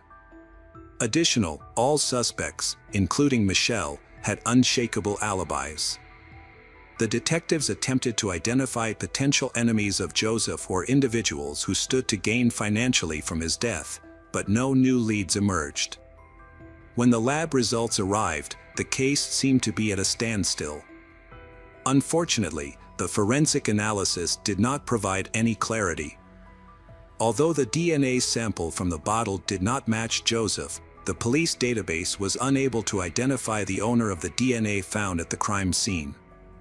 In a surprising turn of events, the police received a call from Paul Reynolds. He claimed that his roommate, David Shepard, had recently confessed to committing a murder in Lubbock. According to Paul, Shepard had attempted to take his own life after the crime but was rescued. Paul shared information with the police that Shepard had told him about the crime. Shepard seemed to have knowledge that only a few detectives knew, including the use of a bottle muffler. This new information led the officers to believe that Shepard was indeed involved in the crime. Another witness came forward, naming Shepard as the killer. Shepard was said to have been given instructions by a plastic surgeon. As investigators dug deeper, they discovered Shepard had a history of violence and multiple theft convictions. At that time, he was unemployed and recently divorced. When Shepard was brought in for questioning, he quickly began to confess. He confirmed that Thomas Dixon, the plastic surgeon, had hired him to commit the crime. According to Shepard, he had met Thomas at a bar where both were drinking away their recent breakups.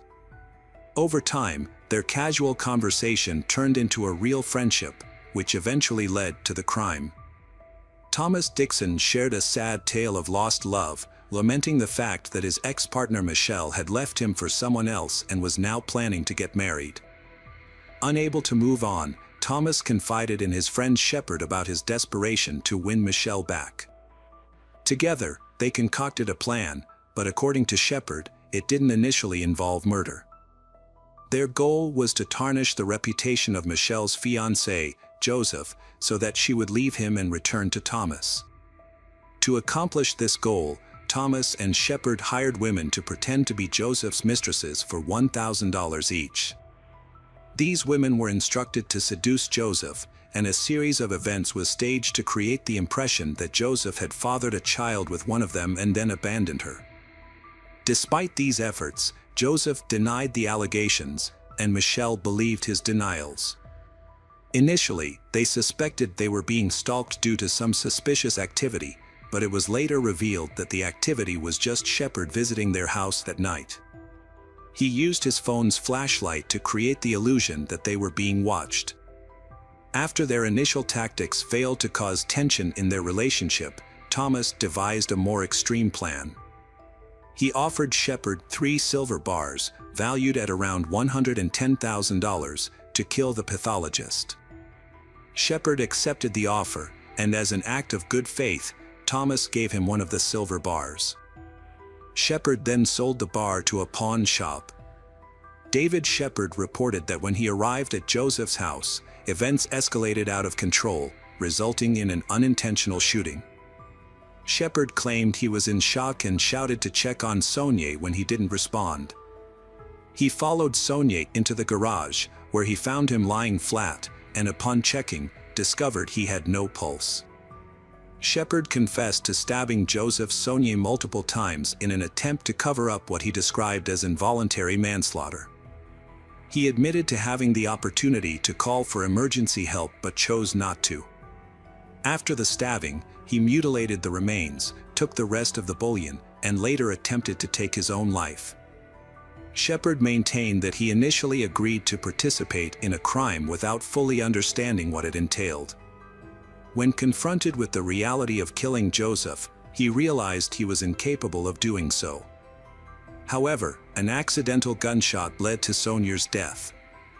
Shepard was arrested the same day on charges of first-degree murder, supported by his testimony and substantial evidence, including incriminating phone calls and text messages. At the initial interview, detectives tried to get Thomas Dixon to confess, but he denied any involvement and requested a lawyer, leading to a lawsuit. Meanwhile, David Shepard pleaded guilty to his role in the crime and waived his right to appeal, as part of a deal with the prosecutor. He was sentenced to life without parole instead of facing the death penalty. Thomas Dixon, who only had circumstantial evidence against him, pleaded not guilty. However, during the trial, key witness David Shepard unexpectedly testified that he committed the crime alone and that Dixon was not involved. Shepard claimed under oath that the silver bars were meant to invest in a business they were planning to start together. The jury couldn't reach a unanimous verdict, resulting in a retrial. In 2016, the second trial took place, and Dixon was found guilty of first-degree murder, receiving a life sentence without parole. His lawyers appealed the decision, and the judgment was reversed. Dixon was released on $2 million bail, but the case wasn't over. The prosecutor's office sought to have the original sentence reinstated by the state's highest criminal court, and if that failed, a third trial would be held. The prosecutor's office filed a motion on February 11, 2019, which was granted in April 2020.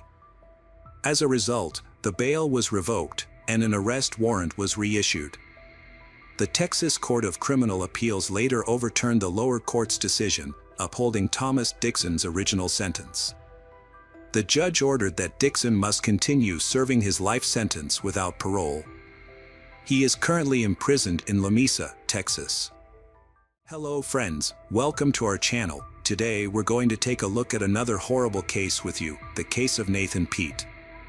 Nathan Pete was born on February 12, 1982, in Tamuning, a village on the island of Guam, in the Pacific Ocean. Nathan was part of a big, loving family with 3 brothers, Matthew, Anthony, and Eric, and a sister named Carmela. His family was close-knit, with all the children being helpful and supportive of their parents. Nathan was an exemplary child who rarely got into trouble, demonstrating care and kindness at home and being diligent in his studies at school. His sociable nature made him easy to get along with, and he had many friends. Nathan grew up near the ocean and developed a passion for swimming and surfing from a young age. He spent most of his free time at the beach, soaking up the sun and enjoying life. It was during his time at South High School that he met his future wife, Michelle and Aunt Chuck. They were immediately drawn to each other and began spending all their time together, studying, preparing for classes, and helping with household chores. As they grew closer, their friendship blossomed into romance. Tragedy struck Michelle's family when she was 16, as her mother passed away.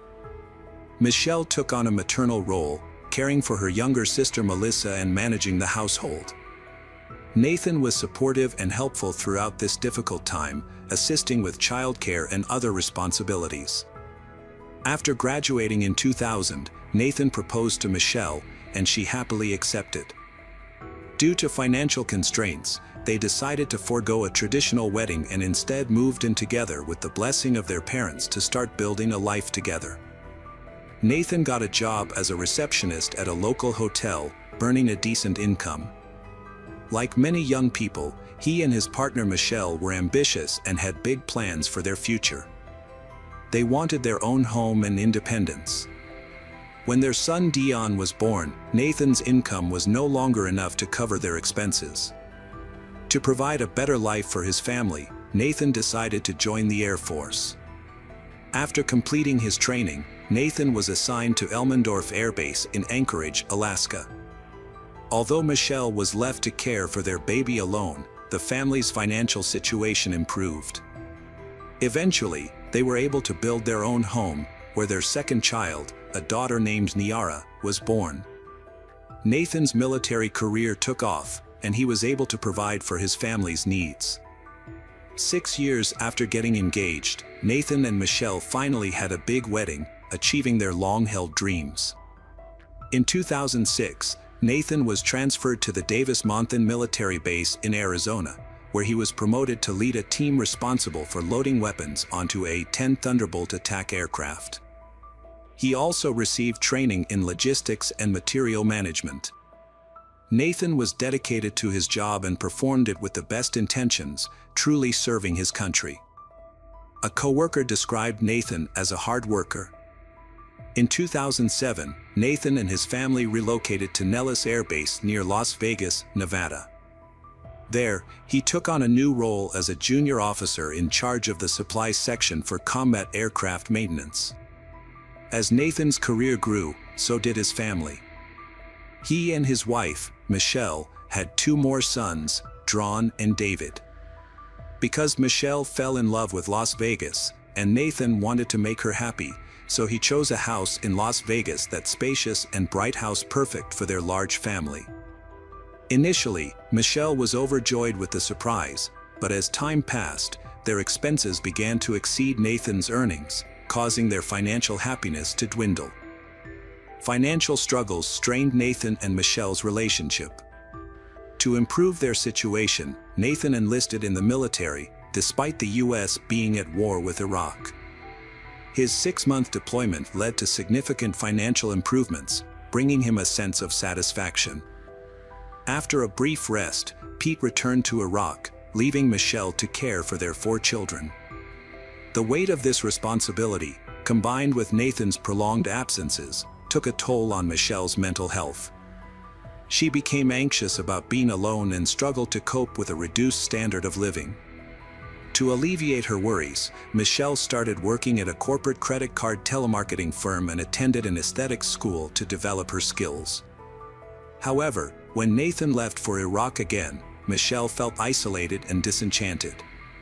Her relationship with Nathan was strained, and she turned to a colleague, Michael Rudolph Rodriguez, a charismatic but untrustworthy individual with a questionable past. By the end of 2009, Nathan returned home, and it seemed that the time apart had affected his family relationships. Michelle had been leading a double life, and her intentions were not entirely pure. She had developed feelings for someone else, but she didn't want to lose her husband. To keep him, she tried to please him in every way, changing her appearance and behavior. Nathan was fascinated by the changes in Michelle, but he didn't suspect that something was amiss. He was happy to be back with his family and decided to stay for a while. The children had struggled in school without their father, and Nathan was determined to make up for lost time. To earn extra money, Nathan started working night shifts in Las Vegas and also began teaching baseball to young children privately. He developed a simplified training program that was well received. However, as the family's standard of living declined, Michelle's attitude towards Nathan changed. By Thanksgiving 2010, the tension was palpable. When Nathan's brother Eric and his wife Veronica visited, they were shocked by the change in they, sensing the strain between Nathan and Michelle. It appeared that Michelle and Nathan's feelings for each other had diminished significantly. They was having trouble concealing their personal and financial struggles from others. In fact, their pantry and refrigerator were nearly bare. A conversation between Michelle and Michael occurred on December 1, 2010, in a sequence of events that seemed unusual. At 11:12 p.m., Michael sent Michelle a text message, inquiring about her well-being and mentioning that they were nearing completion of the Van Dyke contract, which was due the following day. 2 minutes later, Michael sent a follow-up message, offering Michelle a chance to take a couple of days off to rest if she was still not feeling well. He emphasized that her contributions were highly valued. Michelle responded to Michael's messages at 11:19 p.m. She mentioned that her husband had just awakened her, informing her that he would be late that day, although she was unsure about the specifics. A few months before the tragedy, Michelle was not hesitant to leave her husband Nathan. She believed that a divorce would only lead to financial struggles and emotional distress. She also doubted that Nathan would forgive her and provide sufficient alimony to support a normal life. However, Michelle was aware of Nathan's military insurance policy, which would pay out approximately $650,000 in the event of his death. This thing weighed heavily on her mind. Michelle shared her troubled thoughts with Michael, who was intrigued. They hatched a sinister plan to kill Nathan, with Michael invited Corey, a friend with a history of theft and fraud, for a $20,000 reward. Corey's girlfriend Jessica and her friend Shannon joined in, with Shannon promised a 5% profit. The original plan was to kill Nathan in a parking lot. Jessica bought supplies, including gloves and cologne. Shannon provided an alibi for Michael. However, Michelle's early return home on December 1, 2010, changed the plan. She usually arrived home around 10:40 p.m., but came home early and spent the evening with Nathan, unaware of the tragic events that would soon unfold. Nathan was running late for work, so he rushed downstairs just as Michelle was communicating with Michael. To avoid arousing suspicion, Michelle used coded messages. Unbeknownst to Nathan, Michael was parked in a black Cadillac SRX in front of the house, wearing latex gloves to prevent leaving any evidence. Michael realized that Nathan's military training made him a formidable opponent, so he decided to take him by surprise. Approaching Nathan from behind, Michael shot him 5 times in the back. He quickly escaped in his car and drove away. After the crime, Michael and Shannon went to a hotel to create an alibi. Meanwhile, Jessica thoroughly cleaned their apartment to remove any incriminating evidence. The perpetrators then disposed of their clothes by burning them in a fireplace. Later, police officers arrived at the scene and were shocked by what they found. In a neighborhood considered one of the safest, Detective Todd Williams began investigating the crime scene. He found the garage door unlocked, with a strong smell of iron inside. Blood was splattered on the walls, car, and floor. Nathan's uniform, keys, and wallet were still intact, with no valuables missing. Given the lack of missing valuables, the police ruled out robbery as a motive for the murder. Detective Laurie Anderson spoke with Michelle, the victim's wife, after examining the scene. Michelle mentioned the family's financial struggles, sparking ideas for the police. They wondered if Nathan was hiding something, such as a gambling addiction or affair, which could have motivated the attack. The evidence suggested Nathan was deliberately targeted. The police examined the victim's cell phone and found only pictures of his wife and children, which led them to believe that Pete was a decent man.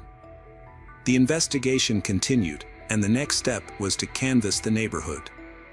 As some neighbors reported seeing a car parked near the pet house, driven by a man wearing a brown sweatshirt, which quickly drove away after shots were fired. This gave detectives their first lead.